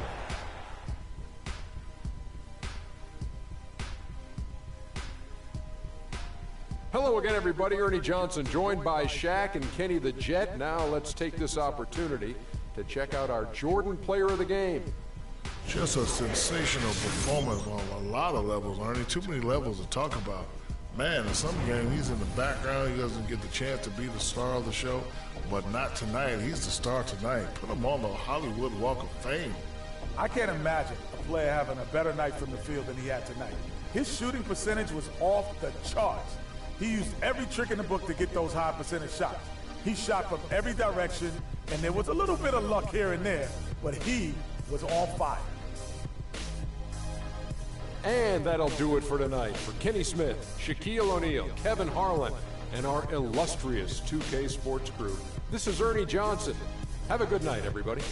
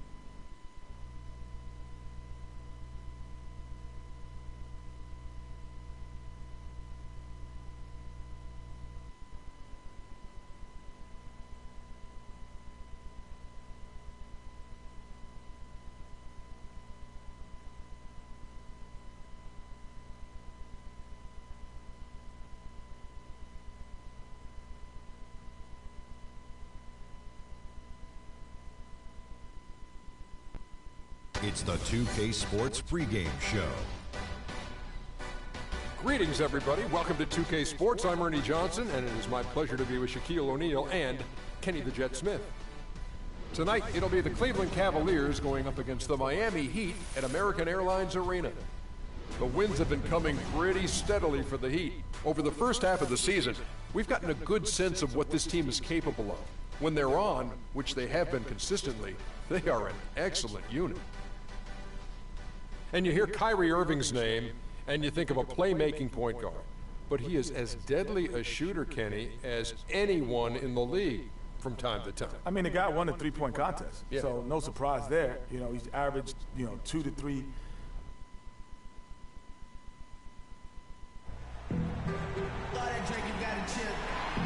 Welcome, everyone.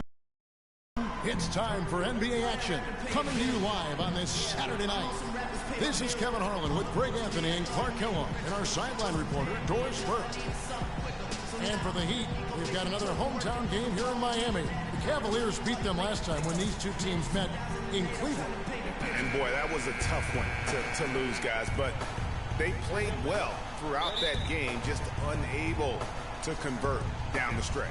Yeah, I know we don't get into moral victories, but they can definitely take away some positives from it because even though they came up on the short end, there was some good stuff too. And a look at the starters for the Cavaliers. The forwards are LeBron and Thompson. Williams is out there with Irving, and it's Mozgov in at the pivot spot manning the middle. How in the world did they let him get that wide open? For the Cleveland Cavaliers, they come in off the loss to the Pelicans. And I really felt in watching that game that they needed to abandon the three-point shot. It wasn't there. The percentage was horrific, but yet they continue to try and knock them down. And I really think that's what did them in. I mean, sometimes it's just not there for you on the perimeter, and you can't try to shoot yourself out of a bad shooting night from outside. Yes, and it's Irving picking up the assist. Mozgov's got his first points of the night. Kyrie Irving, an explosive scorer. We all know that. His rate of assists continually dropping over his NBA career. And Greg, does he need to be more of a pure point guard? You know, he does have the advantage of playing with LeBron James, one of the best playmakers in the league. It's a good fit, I think, at this stage of his career because right now they need him to score the basketball while he continues to improve his point guard skills. Now, here is Smith after LeBron James's miss. The drive by Smith. That drops. Well, Merry Christmas. I mean, that was a freebie. Here's Irving. He had a 27-point outing in their last game against the Pelicans in New Orleans. And Kevin, a remarkable night for him passing the basketball as well. He did a great job racking up the assists. Now here's James. It's a three-point game. Mozgov with the bucket. And those are two teammates right there working in rhythm. One setting the screen and the other using it to get that separation. Irving against Dragic. Dishes it to Love. Nailed from three-point land. Love's got his first bucket of the game, and he's on the board for three. Cavaliers have gone 3 of 4 from the field to start out the game. Irving kicks to James. And he jams it with authority. Threw it down with authority. Oh, he can really fly. And you combine that, Clark, with some of the nice penetration, too, and you've got an easy 2 points. And able to just play well above the rim. I mean, that makes this guy so dangerous when he's in the game. Here is Whiteside, following the score by Cleveland. Misses from close range. And you can see the defenders afraid to kind of get in his way a lot of times when he's on his way to the basket. But on that one, they were there. Now Dragic is definitely a factor in their offense, averaging 12 points a game. Pulls up on the wing. Can't get it to go. He's taken 2 and missed 2. And one problem with the Cavs last season was they put immediate pressure on themselves. A part of that was the trade for Kevin Love. They've worked hard and created great chances for themselves in this opening quarter. And if they match that effort at the defensive end, watch out. Cleveland leading by 4 to the inside. Here's Mozgov. Maybe could have tried for a more memorable dunk than that. And we know he's capable of those memorable dunks. Yeah, and when he's got a lead like that, why not take a few chances. A lot more engaging and entertaining than just doing the old ho-hum one-handed. Love, no good. As you said, the Cavs put a lot of pressure on themselves because of the trade. You could see it affect the way they came out of the gate, Clark. And, you know, it was just night and day, Kevin, when the Cavs began to relax and click. I mean, a total transformation and turnaround. They would go 19-20 in the first 39 games, and then 34-9 over the rest of the season once those guys gelled and got locked in. Boy, I really love the way Dragic spreads that ball around. The Cavaliers have gone 7 of 9 from the field. A really nice start offensively for them. Picked by Mozgov. Williams kicks to Thompson. Back to Williams. And there's the whistle. Fouled hard on the shot. He'll go to the line. You know, it was a bit of a roller coaster year for Mo Williams. I mean, he had that 50-point breakout game, but then later traded away to the Hornets. And the Heat going with the whole new group on the floor.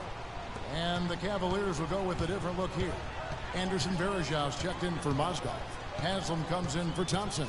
Jefferson's checked in for James. And it's Matthew Dellavedova in for Kyrie Irving. And of course, Mo Williams, Clark, shipped to the Hornets for their playoff push and helped out there. I thought overall, Kevin, Mo had a really strong year given his age. Probably his most productive season since his early 20s.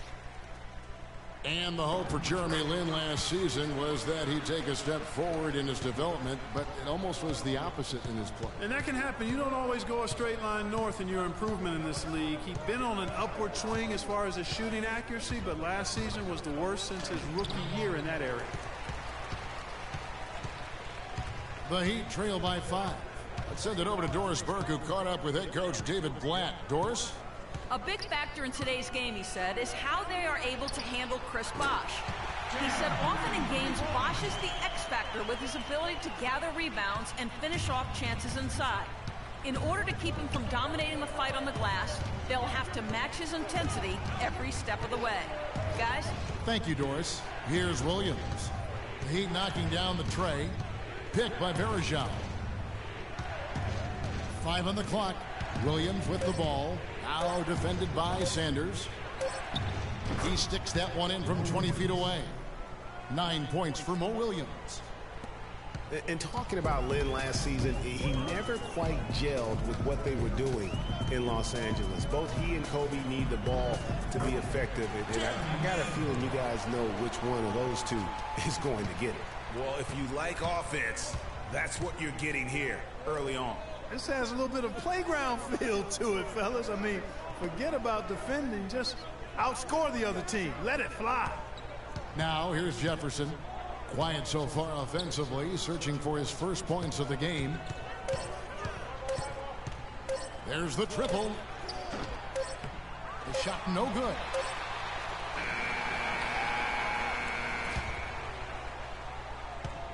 And so, both teams.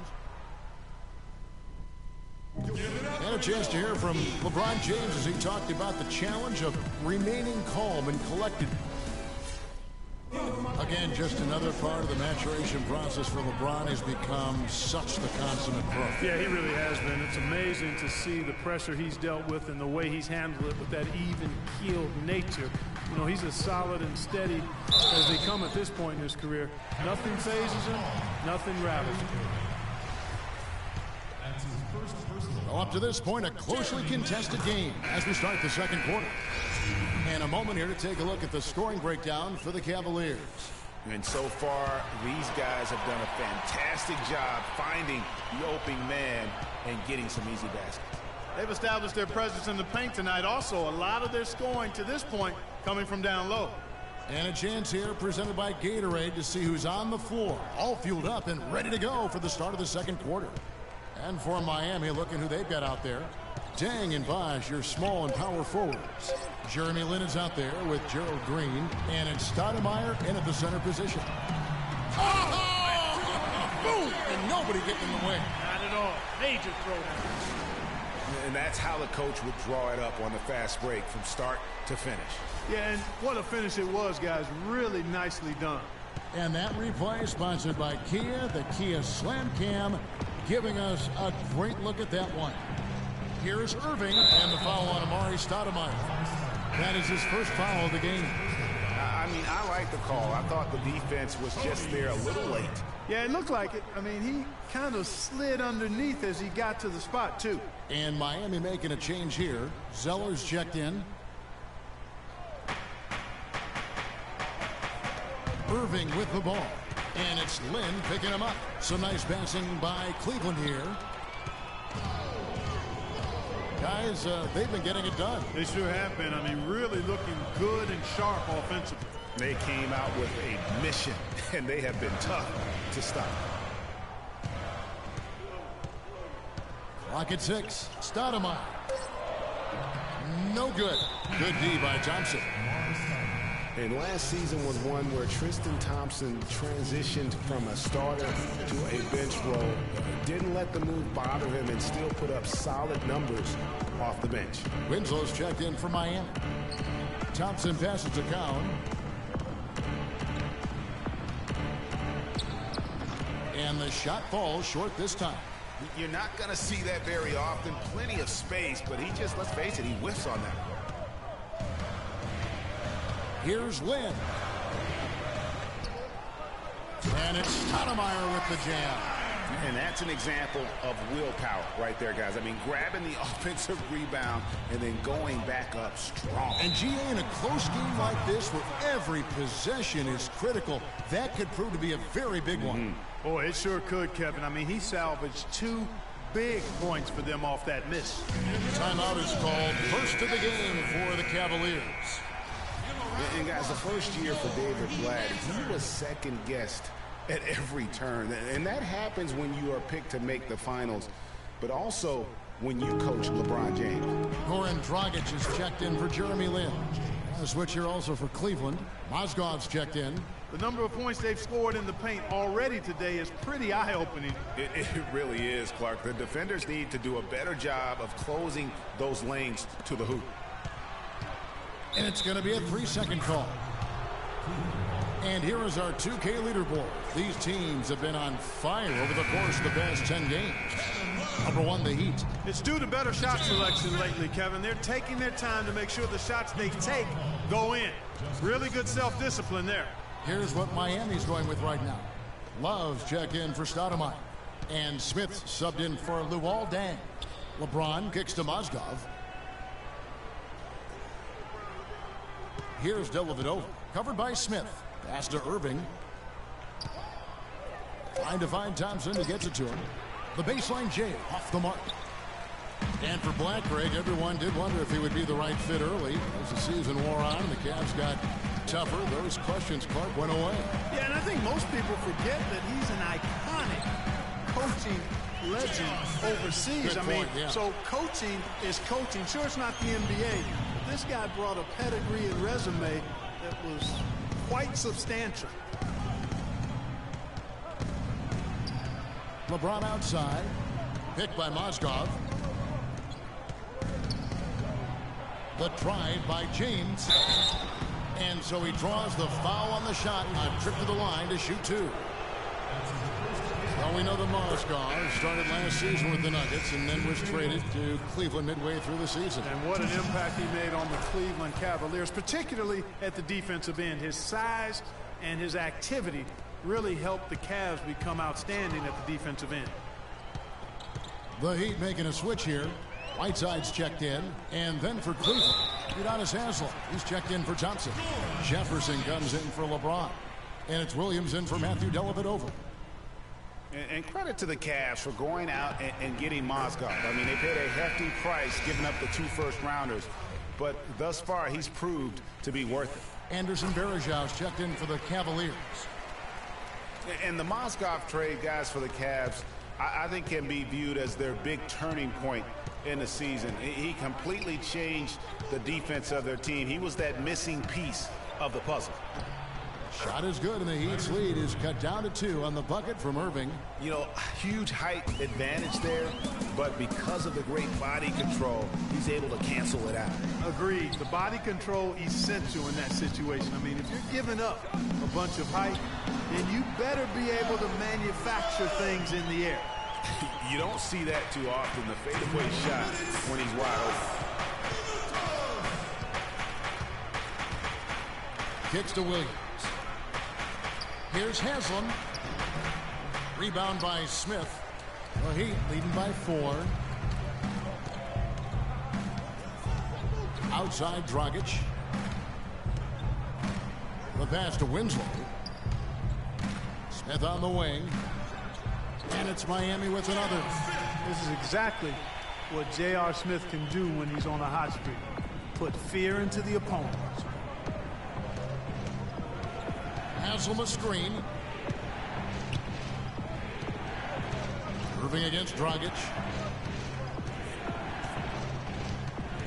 Outside Irving. Foul called that time on the way up. That'll give him 2 chances at the free throw line here. Kyrie Irving made his first playoff appearance last season with the Cavs and individually got a big $90 million max extension as well. He's in a really good spot in his career at this point. Catching up on the changes with Miami. Sanders checked in for Whiteside. Wash comes in for Kevin Love. Gerald Green, he's checked in for Winslow. And it's Jeremy Lin in for Goran Dragic.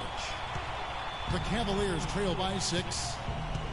And speaking of Irving's star status, last season a signature shoe in his name. I see, in fact, that you and Clark are wearing them tonight. That's always a big deal. Kevin, that's an elite club to be in. Only the true superstars get that kind of status. He certainly got the flash to go with the substance. A wide open look here for Bosch. The basket good off the assist from Lin. Lin's got 3 assists tonight. For Cleveland, they've gone only 2 of 7 from the field since the second quarter got underway. Haslam a screen. The dish to Bergeron. The kick out to Williams.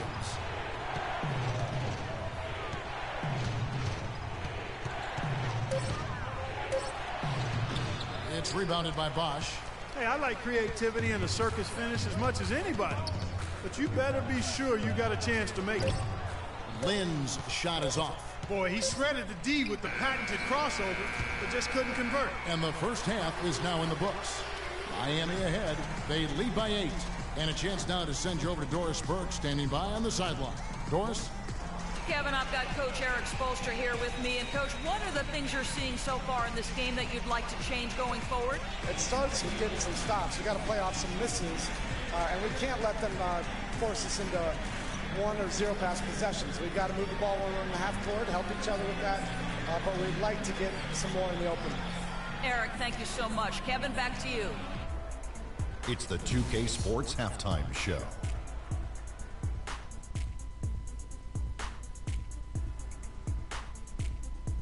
Ernie Johnson here again with Kenny Smith and Shaquille O'Neal. We welcome you back to the 2K Sports Halftime Show.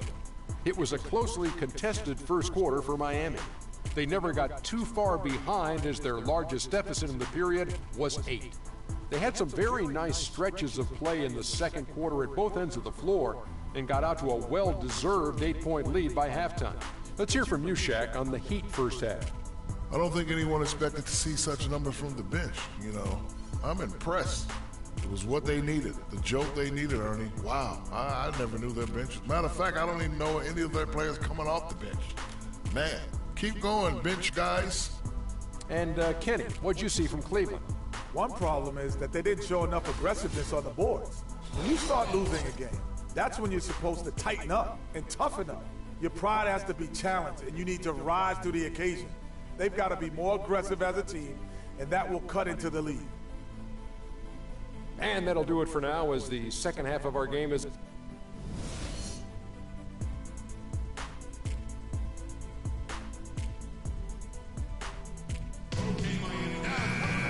Now the second half about to start up and begin any moment. What a night so far for Smith. He has 9 points, and from long range, he's hit 1 3-pointer. And when it's all said and done, I got a sneaky suspicion he's going to have a few more. Checking out the group for David Black to start the second half. Thompson down low with Mozgov. Williams is out there with Irving, and it's LeBron and it's small forward. 3 straight misses here to start the second half. And it's Justice Winslow with the foul. That'll be his second foul of the game.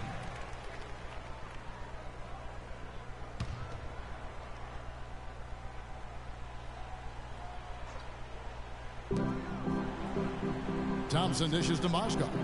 Irving with the ball. Now Smith defending. Irving drives in. Shot, no good. The Heat leading by 8. Now here's Dragic, the fast break opportunity. The shot's good from Smith. Boy, such outstanding patience and decision-making for them offensively. Absolutely. Their ball movement has been outstanding, and they're piling up the assists. Here's LeBron. And good as it rattles through the hoop. James has got 6. I tell you what, it's almost like stealing to watch how he plays the game from this seat. And the Miami Heat have finished in the top 2 spots or better in each of the years the Big Three were in town. Last season that changed as they would end up 10th in that Eastern Conference. Irving drives in. Again, Irving missing. Still a bit chilly from the field at the start of this third quarter. 1 of 4 so far. And Love throws it down. He's their go-to guy, and when he shoots the ball like he has today, that's what the scoreboard usually looks like. Right around a minute and a half played here in the third quarter. Clark, they've been looking out of sync offensively. You know what? A basket here would do a lot for their confidence. A nice shot by Winslow. Savvy move to pull up from three-point range on the break there. When you can shoot it like he can, if you've got it, take it.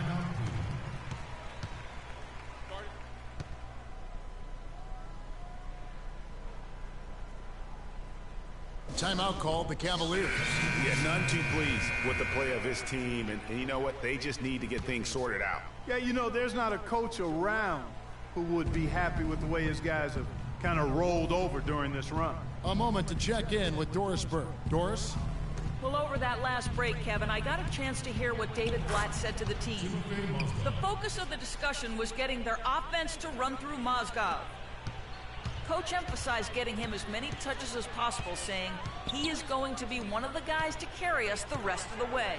Coach was not wasting any time in altering their strategy here in the second half. And Kevin, he's going to have to hope those changes take effect quickly. Thanks again, Doris. And Thompson throws it down. He is one guy you do not stand in the way of when he decides to attack the rim.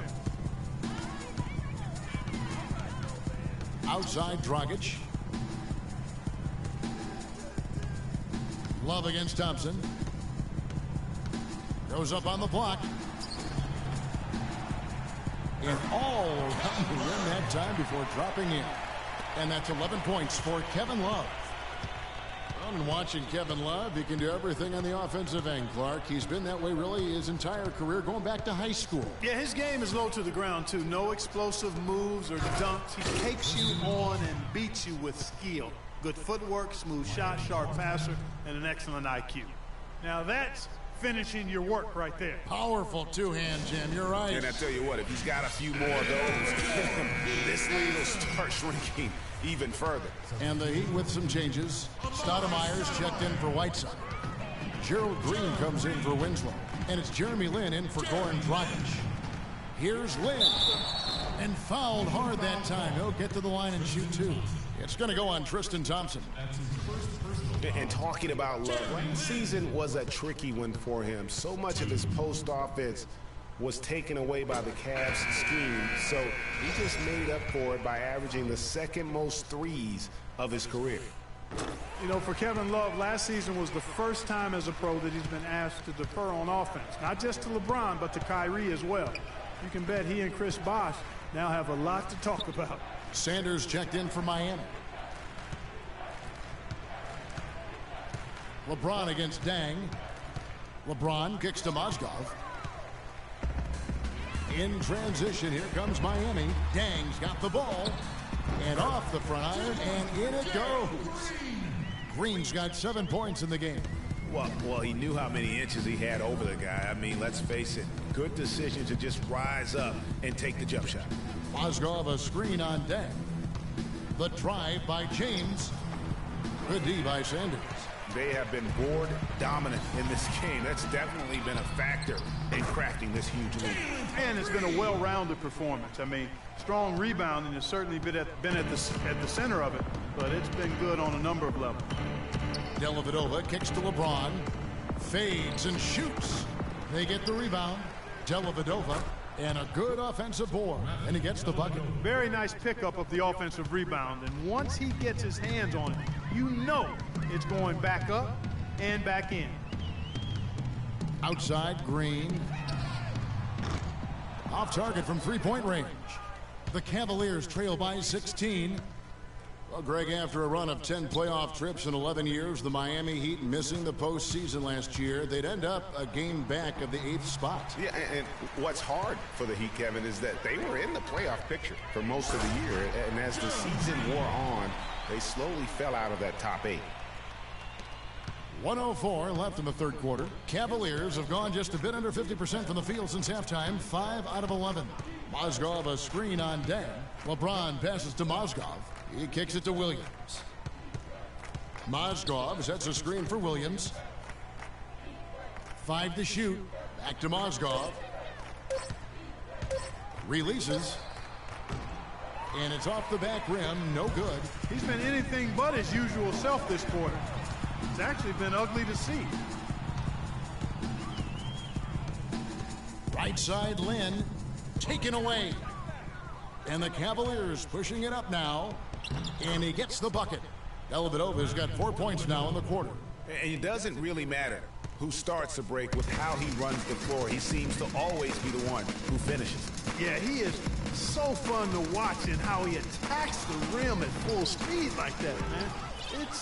It's something to behold the way that guy gets to the rim.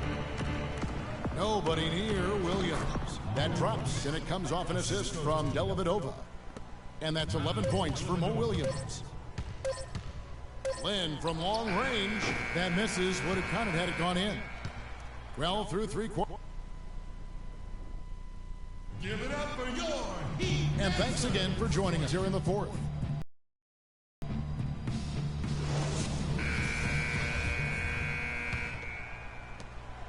The Cavaliers trail by 14. They've got Winslow. Kevin Love out there with Chris Bosh. Then there's Dragic, and it's Smith in at the 2. That's the group on the floor for Miami. He used that pick to get in close. Haslam's got the first basket as we get going in the fourth for the Cavs.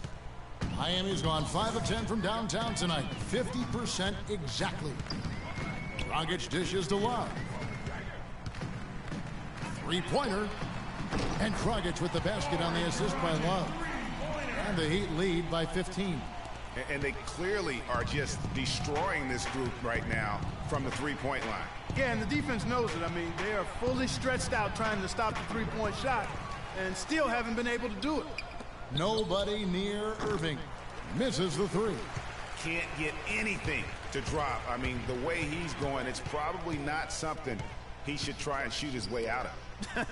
Well, they say you should shoot your way out of it, but his teammates probably have other thoughts in mind. The last thing they want to see him doing is continuing to cast that jumper up. The Cavaliers trail by 15. Ahead, stops, pops, and good. Got the friendly bounce off the right side of the rim. It really does make the game easy for your teammates when you can lead them to the rim that well with a pass. 2 summers ago, all anyone could talk about was LeBron James and the return to Cleveland. I mean, you couldn't write that stuff, Kevin. I mean, it was unbelievable, the storyline. I mean, after all the acrimony between LeBron and the ownership as well as the fans, but you know what? He said it best. He truly is back where he belongs. He's home. Yes. He's home. Let's find out what Doris Burke has for us. Well, guys, I was able to listen in on what Eric Spoelstra was going over with his team in that last huddle. He said, we are this close to finishing them off, but the job is not done yet, and I don't want to see any let-up out there. We'll see how well his point got across, guys. Timeout called the Cavaliers. And, you know, for LeBron, he knew he had his work cut out for him in Cleveland. A younger team unseasoned in the playoffs. They had to remake the roster a bit and gain that experience.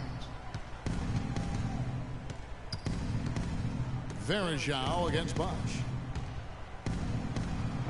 Varejao can't hit. Miami leading by 15. And it's Dragic off the drive. That's good. Dragic has got 5 points now in the quarter. And LeBron and the Cavs, I think they'll have a chance to bring that long-awaited championship to the city of Cleveland. But LeBron's return was bigger than basketball. He said it was about hope and inspiring his home state. And no doubt that was accomplished in his first year. Passes to Love. The three. And that's good. And it's Dragic with the assist. Dragic has got assist number 7 for him tonight. Clark, some tough offensive sets. They want to turn it around. Yeah, they need a basket just to regain some momentum here, Kevin. James. And there's the whistle. Fouled hard on the shot. He'll go to the line. Some people think LeBron's athleticism, Clark, has declined over the last few years.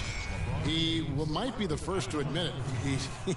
He still looks terrific, though. Well, he's, that's a natural progression for any player, Sure. even if you are LeBron. But he's still an elite athlete by NBA standards. Whiteside's checked in for Chris Bosh. For 3, Love. And the Heat. Another 3. This looks like a pregame shoot-around with all the threes they're allowing. I don't know. There might be more defense in the warm-ups. Right now, these are just shooting game shots. There's Winslow. Throws down the breakaway jam. They just can't miss. Everything they put up, it seems, goes in. You know, sometimes you're the bug, and sometimes you're the windshield. They are certainly the bugs tonight. Nothing going their way. And I'm not even sure that I'd want to be the windshield. No, maybe the windshield wiper. Yeah, right. Yeah. He can be dangerous from outside. Sure, he didn't get one to go in the first, but we know he can get on the roll and knock him down. Here's Dragic. Great D that time from Irving. No other way to put it. Just a poor shooting performance for him, but luckily his teammates have picked up the slack. And guys, you look over the history of the Defensive Player of the Year award, and it usually goes to big men. Big men get the blocks and clog up the paint, but before last season, the last 10 Defensive Player of the Year awards went to bigs. The Heat making a switch here. Green's checked in. Feeds to Whiteside. Inside 2 minutes. Inside goes. And another basket for Miami. And the efficiency is there, but the aggressiveness is really lacking. So far, it hasn't hurt them, though. Last year, we saw Kawhi Leonard win the Defensive Player of the Year award. Draymond Green was runner-up, and although he was a power forward, I thought, Clark, he was defending on the perimeter quite a bit. Yeah, he was. And, you know, it's only the 8th time out of 33 Defensive Player of the Year awards that's not been given to a big guy. So, well earned by Kawhi Leonard, and Draymond Green very easily could have won the award, too. LeBron drives in. Look at that. And so it's going to end up in the record books as a blowout, a dominating performance for Miami. And they could do no wrong today, Steve. That's right. This was a team performing to its Clark fullest capability. Yeah, and a very satisfying win for him, too. A game to remember, and on the other side, definitely one you want to forget as soon as possible. And so this will now translate to 14 wins on the season. And after dropping game 1 in this matchup, they managed to take the second of a 3-game season series. No question, that's a morale booster. And, partner, it sets up what should be a fantastic finale to the season series. Major bragging rights on the line that night. And what a huge standout performance it was for Love. There wasn't much they could do to slow him down as he was converting every good chance he got. And there's the feed to Whiteside. And he throws it down hard with one hand. And they're not finished just yet. They're going to make sure about this win. Yeah, not taking any chances, Greg. This is how you close a game out. Textbook. Irving from long range. Another 3 for Cleveland. The offense has clearly kicked into gear. The question, though, is it just a little too late? Yeah, I think it may be, Greg. At least they're finally showing some signs of life offensively. Too bad, I think it's past the point where it'll do much good. The fans are just loving what's going on here tonight. A really good win for the home team. It sure is. I mean, they kept this crowd in the game, gave them plenty to cheer about, and really used that home court advantage to their advantage. Substitution on the court. 19 seconds left in the fourth quarter. Jefferson, that's good.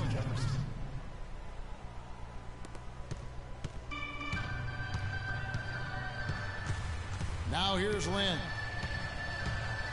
The tray. And it's Haslam with the rebound.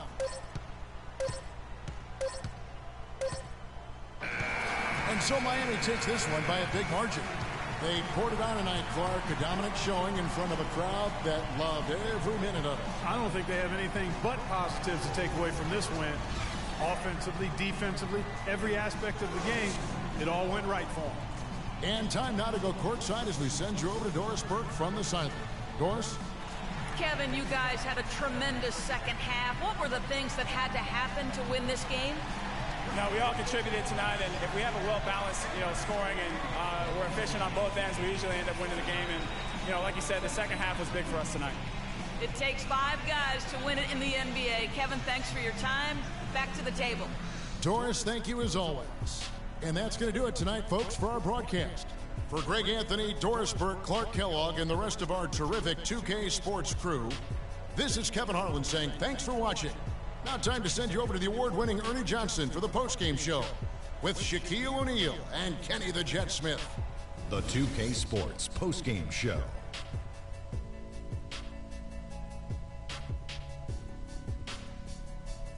Ernie Johnson here again with Shaquille O'Neal and Kenny Smith. Without further ado, let's present to you our Jordan player of the game, Goran Dragic. The assists were coming fast and furious for him, man. Always sharp, crisp passes that led to easy baskets. You gotta love to see him play like that.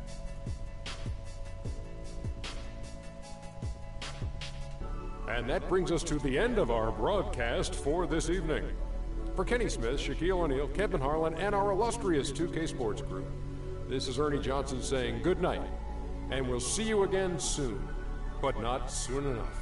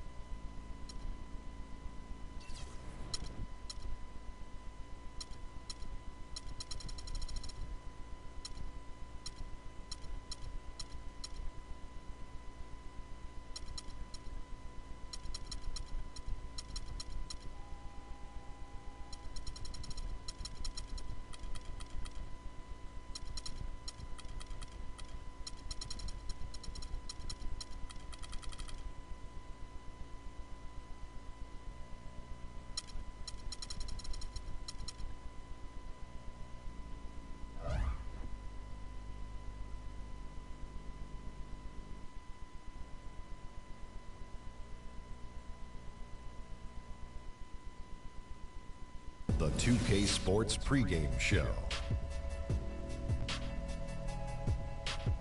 Hello, everybody. I'm Ernie Johnson, welcoming you to the NBA on 2K Sports. Excited, thrilled to be here with Kenny the Jet Smith and Shaquille O'Neal. I'm so lucky. And it is Wizard basketball tonight as the Washington Wizards go up against the Miami Heat. A lot of W's recently for this Miami team. They've won 8 of their last 10, looking really strong. They've got to be pleased. And as we reach the midway point, Kenny, still a lot of games left on the schedule. How do players cope with the wear and tear their bodies go through? Well, a lot of times when you're mentally or physically tired, you know, you could sit there.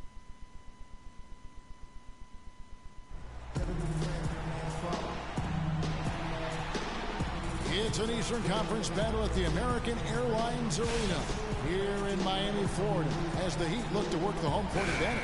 Thanks for joining us as we get set to bring you NBA basketball on 2K Sports.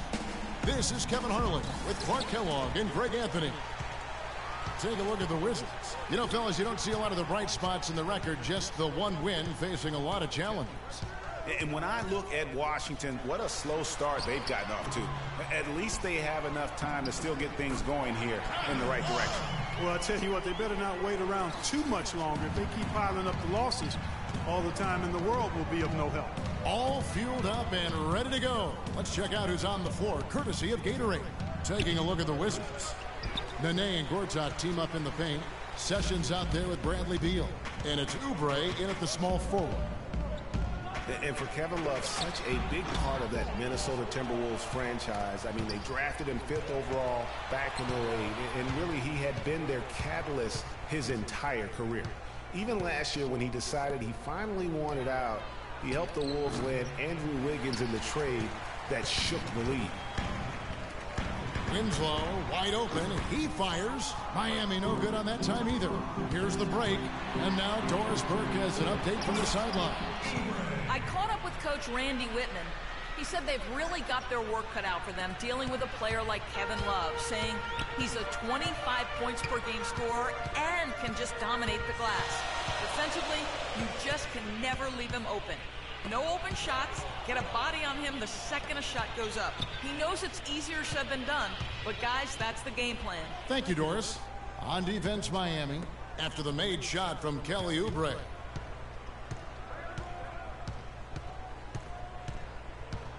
Six to shoot. Beal, that's for 2. No luck. Now the Heat take it the other way. Coming into this, having notched a win against Cleveland in their last game. Was not even close. I mean, they had points coming from all over the place. Yeah, they stayed true to the game plan offensively and never strayed at all. Impressive performance. Just a little confusion among the D as to who was supposed to be on it. Sessions against Dragic, and looks like the illegal pick was set. Yep, that's right. That'll get their attention. Oh, an illegal screen there. One of the toughest calls for an official to make. And it is one of the toughest calls, but most of the time they do a good job with it, and you have to appreciate how officials get that one right more times than not. Now here's Dragic. They look to him for part of their offensive attack. Right now he averages nearly 12 points a game. In the corner, Smith with it. That's it, coming off an assist from Dragic. Smith's got himself going there, his first points of the game on the deep ball. And Sessions kicks to Nene. Nice ball movement by Washington. Sessions against Dragic. Sessions with it. Taking a look at the scoring numbers, right now he averages about 9 points a game. And so he draws the foul on the shot, a trip to the line to shoot 2. And for Marcin Gortat, he was such a good fit for the Wizards last season. Actually, the last 2 seasons. You know, he runs the floor very well for his size. A terrific finisher, solid in the pick and roll, can make the mid-range. You know, he's been one of the more consistent centers in our league. Sanders checked in for Miami. Jeremy Lin comes in for Goran Dragic. Stolen by Nene. And there's a whistle. That goes on Jeremy Lin. That is his first foul of the game. And Miami making a change here. Deng's checked in. Sessions dishes to Goran. Kicks it to Beal. Back to Goran. Off the screen. That one a tad offline to the right, but drops in for him. You know, getting back to Goran, he signed that 5-year, $60 million contract a couple of years back. Raised some eyebrows at the time because he's not a supreme athlete, but his size, effort, and refined skill set have made him worth it so far. Now here's Sanders.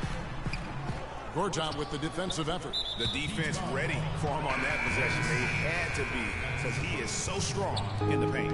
You're not sure what that was about. I mean, talk about a brain cramp. Yeah, yeah, completely a brain fade. I don't know where that came from. Just lost sense of time and the situation. Here's what Miami's going with right now. Chris Bosh is checked in for Love, and it's Gerald Green in for J.R. Smith. Bosh against Humphries. There's the pick. Feeds to Neal. Shoots off the screen. Dishes it to Temple. That three off the mark. Heat leading by 4. Outside, Lynn. On the wing, Green. The basket good off the assist from Lynn. Green's got himself on the board with 3 there. And talking about Goran, I like what he can do for you defensively. Doesn't really have a vertical, but uses his length and timing to alter shots. And he moves his feet well enough to close out on shooters and also cover the pick and roll. So solid and complete in terms of a frontline player. Miami's gone 3 of 3 from deep. 9 points rung up from outside here in the first. Green kicks to Bosh. And again, Miami with the triple. There's a chance he could have a big game if they don't D him up more tightly on the perimeter. And guys, Gerald Green looked to be out of the NBA at one point in his career, but since coming back from Russia, he has completely reinvented himself as a player. Here's Temple. Quiet so far offensively, searching for his first points of the game. Humphries with a screen on Lynn. Temple the pass to Hollins. Now the feed to Neal. 6 on the shot clock. Pick by Humphries. Off the pick. Shots good by Neal. Neal's got his first 2 points of the night. Effective screen set there for the jump shot. That was the key to the play. Here's Lynn. And he buries that one, drilling the rim on the way down. Everything going according to the script for them offensively so far. Clark, shots be falling. That's for sure. They're scoring with a tremendous amount of confidence. You went straight playground old school there, partner. Here's Neal after Jeremy Lin's bucket. The tray. Neal's shot is off. Here's Lynn from the arc. And no good trying to get that one. And that concludes the... And a chance to hear from Bradley Beal. He came from a football family in St. Louis, but said it... Maybe some other NBA players should be practicing with Bradley Beal's mom, because she has definitely honed something special into him. Yeah, exactly. I mean, but I'm not sure some of the more delicate NBA egos can handle her trash talking them when she beats them in a game of horse. Bradley's not only got a special J, but he's got a pretty good disposition too. And now the second quarter just getting set to start. All right, well, look at how the points have been generated so far. Scoring breakdown for Miami.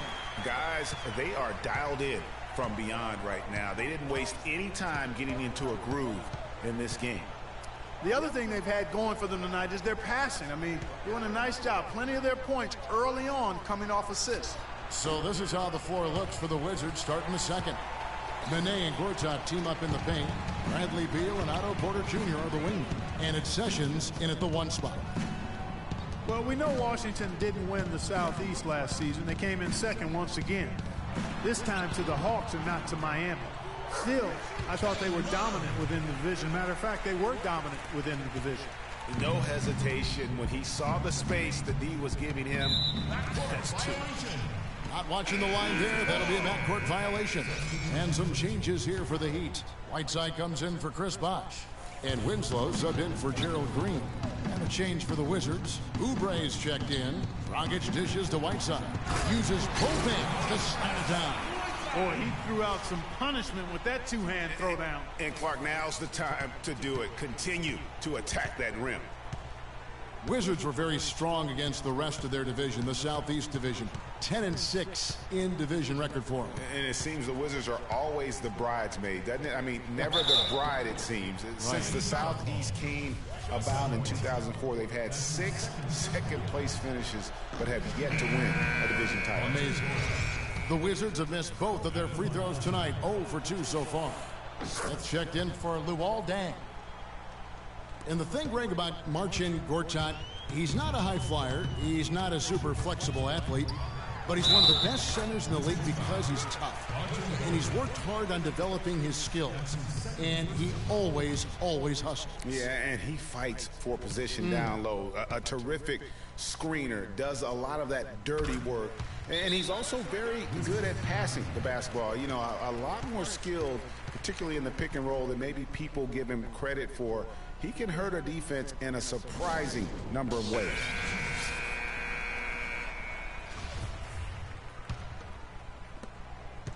Wizards trail by 16. There's a screen by Gortat, and it's Dragic with the foul. That's his first foul.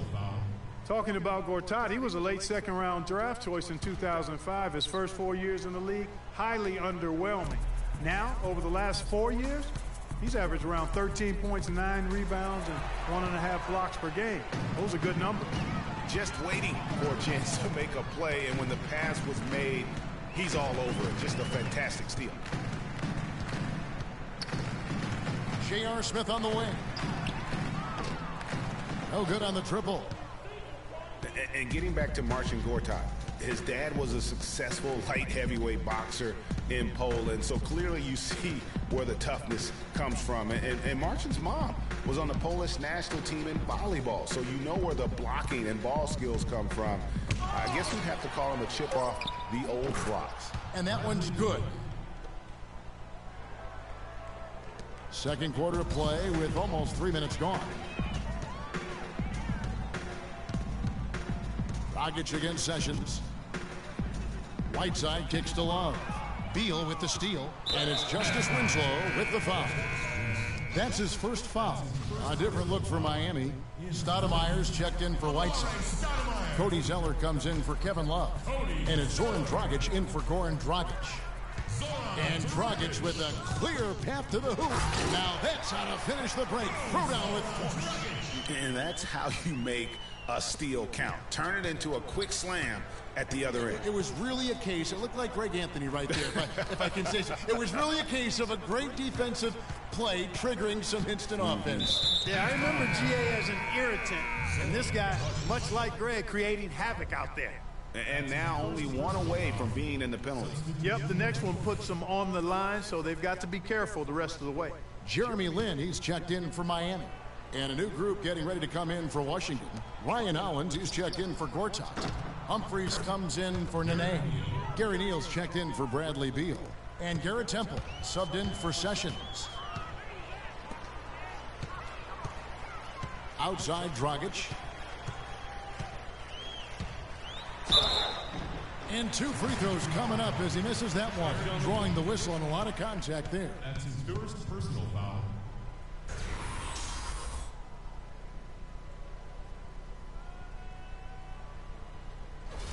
The Heat have made their only other free throw attempt today in an earlier trip to the line. And the first one at the line is good. And it seems every season we see a player try and play through an injury. Sometimes it provides a boost with heroics, but it can lead to serious damage long term. It's a common practice we see, and some guys are pretty cavalier about it. Greg, a lot of NBA players do play through injury. Last year, for instance, LaMarcus Aldridge played most of the regular season with a thumb injury that required surgery. Mike Conley, Clark Kellogg, we saw in the postseason play with the mask with a facial fracture. Yeah, and it's hard to make a blanket statement if it's good or bad for guys to do that. You just hope the player heeds the doctor's advice and doesn't do any further damage by playing it. Can't connect from short range. Wizards trail by 11. And Neal kicks to Temple. Poked away. Oh, and a fast break for the Heat. Dragic is running. Drops in the breakaway layup. Dragic has got 5 points now in the quarter.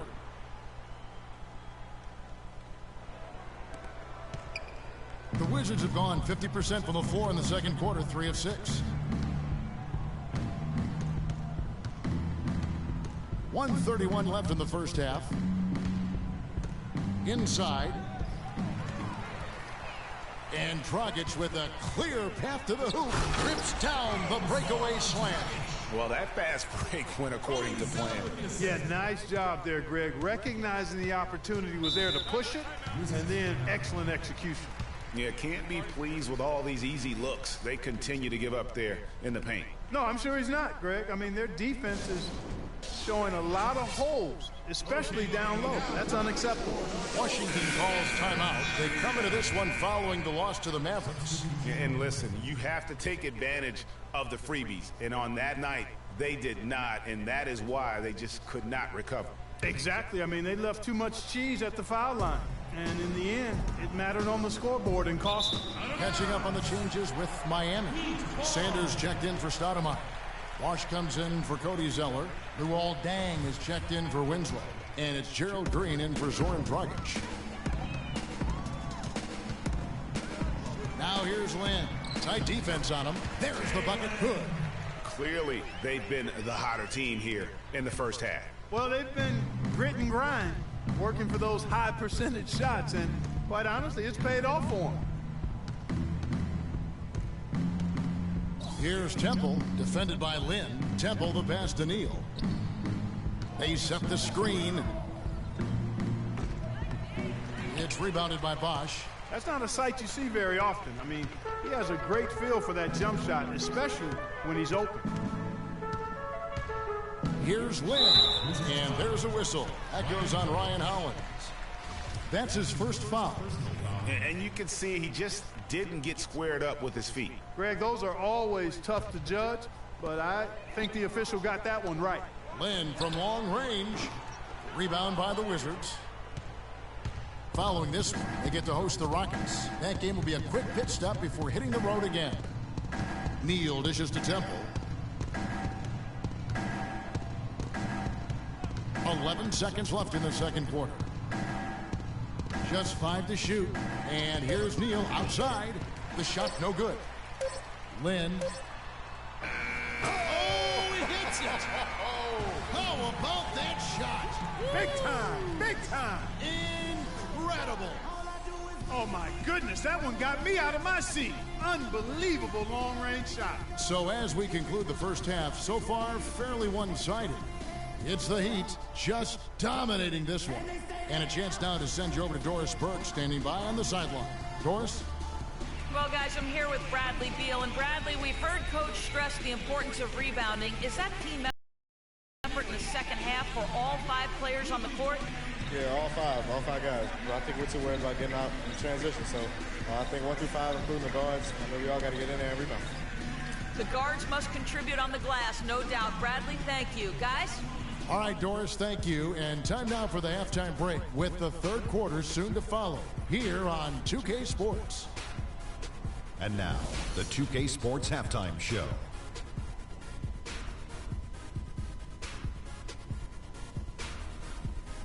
Welcome, everyone. We'll be taking a look back at what was clearly a one-sided first half of action. Ernie Johnson here with Shaquille O'Neal and Kenny the Jet Smith. So it's Miami who's out on top at the half. They are in blowout territory, leading by 20. Kenny, what did you see from them? They have run their offense straight out of a coach's textbook tonight. Both ball and player movement have been excellent. And the result of all that movement, almost all high-quality shots they're generating. It's pretty to watch. Very good fundamental basketball. And over to Shaq, your take on the Wizards. Barbecue chicken, they were completely overmatched in the low post. I couldn't believe the amount of points they allowed in the paint. Wow, I thought I was out there scoring, playing basketball. They got to switch things up, get some different matchups because they are getting eaten alive. Barbecue chicken. And that'll do it for now as the second half of our game is about to get underway. Kevin Harlan has the call.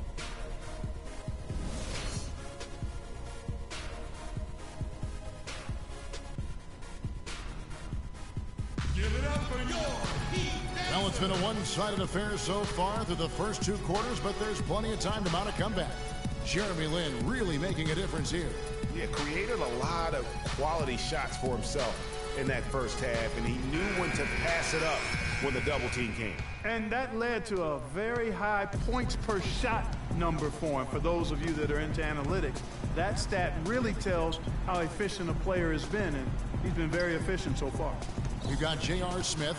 Winslow is out there with Kevin Love. Then there's Whiteside, and it's Dragic in at the point guard position. That's the group on the floor for Miami. You know, the Cavs had a slow start to last season compared to how everybody thought they would play. Still, it was the best start for Kevin Love in his career and would end up being the most winning team he's played on. Says something about how long he's waited for success. Love against Nene. Passes it to Goran. So he gets the whistle. Contact on the way up and two shots coming up. And Love, who would also go on to make his first postseason appearance, played in the first round last year. It was a complete 180 for him in what he was used to at Minnesota. And even though there were ups and downs for Love last season, you know that he must have enjoyed winning for a change. And being in the league so long without making the playoffs, he finally got a chance to play in the postseason. Dragic kicks to Love. A three-pointer off the mark. Wizards trail by 20. Stolen by Winslow. And here comes Smith leading the fast break. Here's Whiteside. The big dunk at the end of the break. I think that play sort of sums up what we've seen throughout. Just simply being outplayed both sides of the ball. Smart basketball defensively turning into quick points. And that can't continue. I mean, if they hope to get back in this game, I mean, it's really deflating from a morale standpoint. They need stops and points, not turnovers. Miami leading by 22. Outside Dragic. Inside. It's deflected. Goran with the steal. The finish and the jam by Oubre. Such a strong finisher on the fast break. And Greg, I love the fact he's always in control. Even though he's going at breakneck speed, he still maintains his body control. Oh, that was a great angle we just saw, courtesy of Kia. And Miami calls their first time out of the game. And did not seem happy about how things are going on right now, and maybe wants to make some changes. I agree. I mean, just was not comfortable with the way things were set up at that particular time. And in that case, I think it's the right thing to do. Wizards trail by 20. Nene, right side. And it's blocked. Smith on the wing.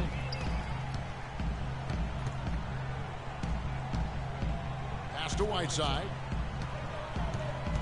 Back to Smith. Puts one up from 19. And that one's good. Smith's got 4 points in the quarter. Boy, such outstanding patience and decision-making for them offensively. Absolutely. Their ball movement has been outstanding, and they're piling up the assists. Sessions passes to Nene. No luck, and it's Miami the other way. This their first look at this year's Washington Swamp. Yeah, two conference rivals. I mean, they'll play each other a total of 4 times this season. Yeah, plenty of opportunity here, guys, to get on each other's bad side. I mean, if they weren't already. Should make for some fairly high drama. That falls. Great assist by Ramon Sessions. Crisp pass into the paint. The Heat leading by 22. Well, we know until last season the Heat had been the kings of the Southeast Division. They won 4 straight division titles. but all of that changed last season. A little under 2.5 minutes off the clock now here in the third. And the shot is good. Beal's got his second bucket of the night. I tell you what, it's almost like stealing to watch how he plays the game from this seat. Near the three-point line, it's Love, and misses it off the right side of the rim. Wizards trail by 19. Now here's Oubre. He's averaging around 5.5 points a game, and he gets it to go. Nene's got 4 points this quarter. And so here is Miami. The biggest lead of the game was 24 points. Takes the 13-footer. The shot's good from Smith.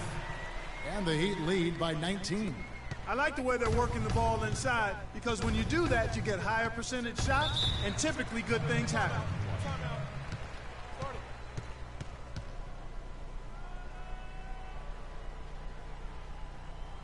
Time called here. The Wizards decide to talk it over. And how big was last year's trade for J.R. Smith? I mean, sent from the Knicks to the Cavaliers around midseason, Smith began to post some of the better numbers of his career, helping prove that for a tumultuous personality like Smith's, environment is key. And Miami going with a whole new group out there. There's a good screen. Hollins can't get it to go. Hey, they got the shot they wanted off of that pick, but it just doesn't fall. Yeah, it didn't go down, but you'll take that shot every single time, Greg. That's good offense. Lynn's shot is off. Well, for J.R. Smith playing alongside LeBron and Kyrie last season, he knew he had a chance for a ring. You know, Clark, he played like it most of the time. He sure did. I mean, instead of having to create offense, the offense was created for him, served up perfectly for him, and all he had to do was knock down open jumpers, and as a result, his shooting percentages rose after the trade. And he could be the guy to put this game out of reach. Here's Temple, defended by Lynn. Temple dishes to Humphries. He feeds it to Hollins, and the dunk to finish it off. A beauty. Textbook. Nice pass, great catch, even better finish. Outside, Lynn, Bosch. And it's Humphries with the rebound. It would have been something to see if he could hit that shot from that deep. Greg, you know it, I know it. There aren't very many guys that can hit from out there, but he is one of them. That's the kind of range he has. But they'll get another chance. The Heat leading by 20. Inside, Porter with the steal. Here's Neal. He's covered by Deng.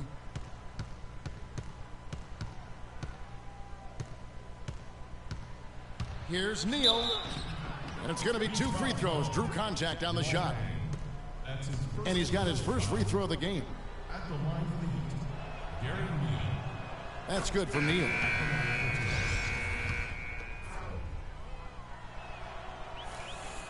Neal hits them both. 5 seconds left in the third quarter. Here's Lynn. And that's not going to go. Well, through 3 quarters of play, down double digits. And we're getting underway here in the fourth quarter. The scoreboard tells the story in this matchup, but we'll see how much things change up here. Miami's gone 6 of 11 when they've taken the three-point shot tonight. Very respectable. So on the floor for Washington, Nene and Gortat team up in the paint. Bradley Beal and Otto Porter Jr. are the wingmen. And it's Sessions in at the 1. That's good. That's now 8 points for Kevin Love. They're spraying them home from mid-range today, guys. Finding the gaps in the defense and really just slicing and dicing them right now. Nene against Love. Beal can't get it to go. The Heat leading by 20. Beal with the steal. And now Beal pushing it up, and no one back to stop him. And Luol Deng pulls it down. Those are chances almost always you can rely on him to get you 2 points, but the D just enough to keep him out of rhythm. Stoudemire kicks to Deng. Gortat with the steal. And it's Dragic with the foul. That'll be his second foul of the game. Zoran Dragic, he's checked in for Miami.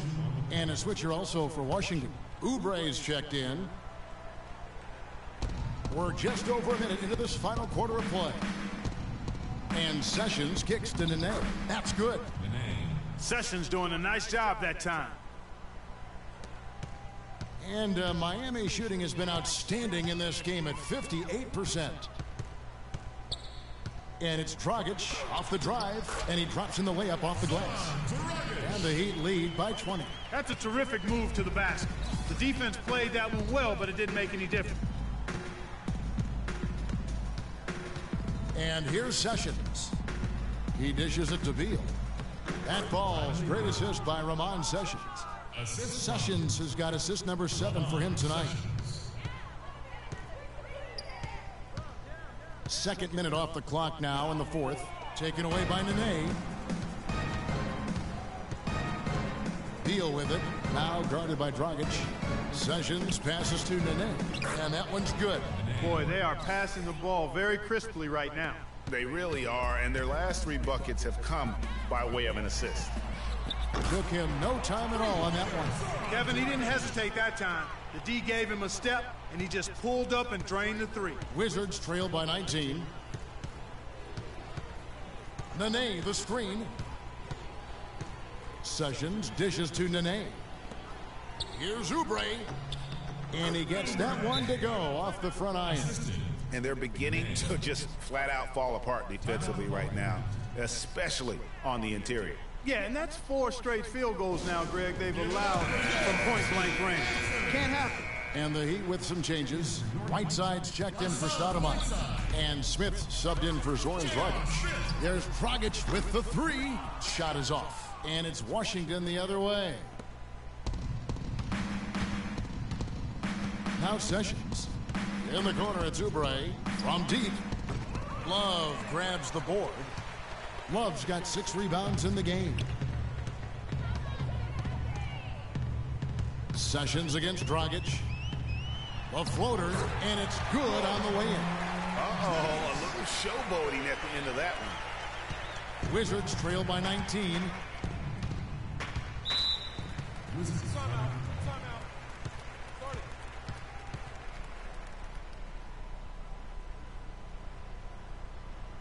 Time called here. The Wizards decide to talk it over. Well, you look back at the 2015 Heat, and the injuries are what probably brought that team down. We can go from Chris Bosh with the debilitating blood clot on his lung and on and on and on. The loss, of course, which was not an injury, of LeBron James. There are a lot of moving parts with that team. And that's a great point, Kevin. If you take any star off a team, things are going to get difficult. It was impressive that the Heat still managed to stay competitive once Bosh went out. Well, Heat leading by 19. Doris Burke has an update for us. Doris? Yes, Kevin. Randy Whitman had some words for his team over the break. He told Nene that he wants their offense to run through him. Coach is calling on him to play a big role in the offense for the rest of this game, to really be one of the key guys for them down the stretch. With the minutes ticking down and the deficit still a big one, those adjustments have to be a chance worth taking, Kevin. Great. Thanks for the report, Doris. And the crisp passing has opened things up for them offensively. 10 straight points off assists. That's very impressive, and it also makes the game easy and fun to watch. Here's Whiteside. And good, and it takes a nice bounce off the right iron and down. And the Heat lead by 21. Sessions with it. Well, there were a few complaints last season about how the playoff seeding was done, most notably in the Western Conference. Portland was the 4th seed for winning their division, but without that division win, would have been the 6th seed. Dragic kicks to Whiteside. And tonight's battle is going to end with a very clear winner, leaving nothing to chance. Impressive win for the Heat. You know, Clark, when you shoot this well from three-point range, you're really hard to stop. The defense didn't rotate out fast enough to stop the hot shooters. Well, you said it all there, Kevin. They were lethal from behind the arc. And so this will mark the 15th win of the year for them.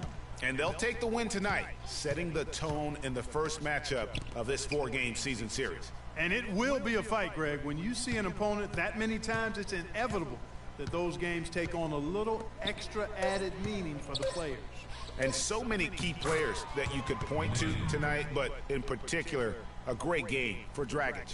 He was extremely efficient offensively, got good looks, and really knocked down big shots all game long. Into the playoffs last year, with Portland being a division winner, but getting that 4th seed, that played a huge role in this conversation about playoff seeding struggle. Would end up playing the Clippers in the first round, even though both had better records than the Blazers. Kevin, no doubt it's a tricky situation. Listen, you want to reward teams for winning their division, but every so often it comes at the expense of several other teams, like it did last year, who just play in stronger divisions. So I think that's something that the league is going to have to look at moving forward. From deep three-point range, it falls.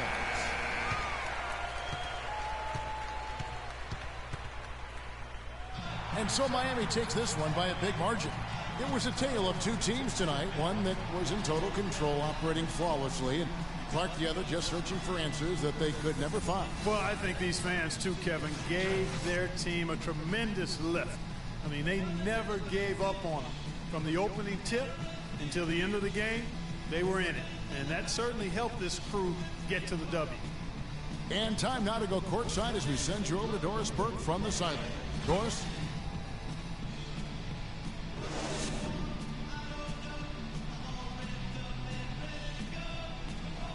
Chris, tell us a little bit about the philosophy behind your game and how this team works so well together. Well, I mean, it's just energy and belief. It's the belief system. You know, we all work hard. I work extremely hard, and you know, when I can go out there and just play and don't think about it and play with energy, you know, good things happen. Chris, congratulations. Kevin, over to you. All right, Doris, thank you. Well, folks, that's going to do it for now. This is Kevin Harlan saying thanks for tuning in. And now time to go to Ernie Johnson, who's alongside Shaquille O'Neal and Kenny the Jet Smith. The 2K Sports post-game show.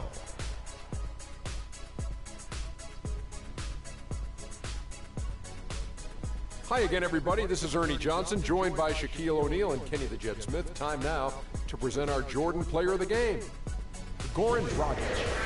What a tremendous game for Dragic. This guy is a fantastic point guard. Whenever he's on the floor, the offense just flows so well. He can penetrate, he can start the break, he can score, and the thing he does best, getting everybody else involved.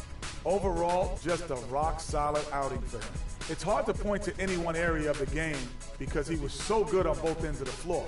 He was dialed in defensively, and that helped carry the intensity on offense. And that'll do it for tonight. For Kenny Smith, Shaquille O'Neal, Kevin Harlan, and our illustrious 2K Sports crew, this is Ernie Johnson. Have a good night, everybody.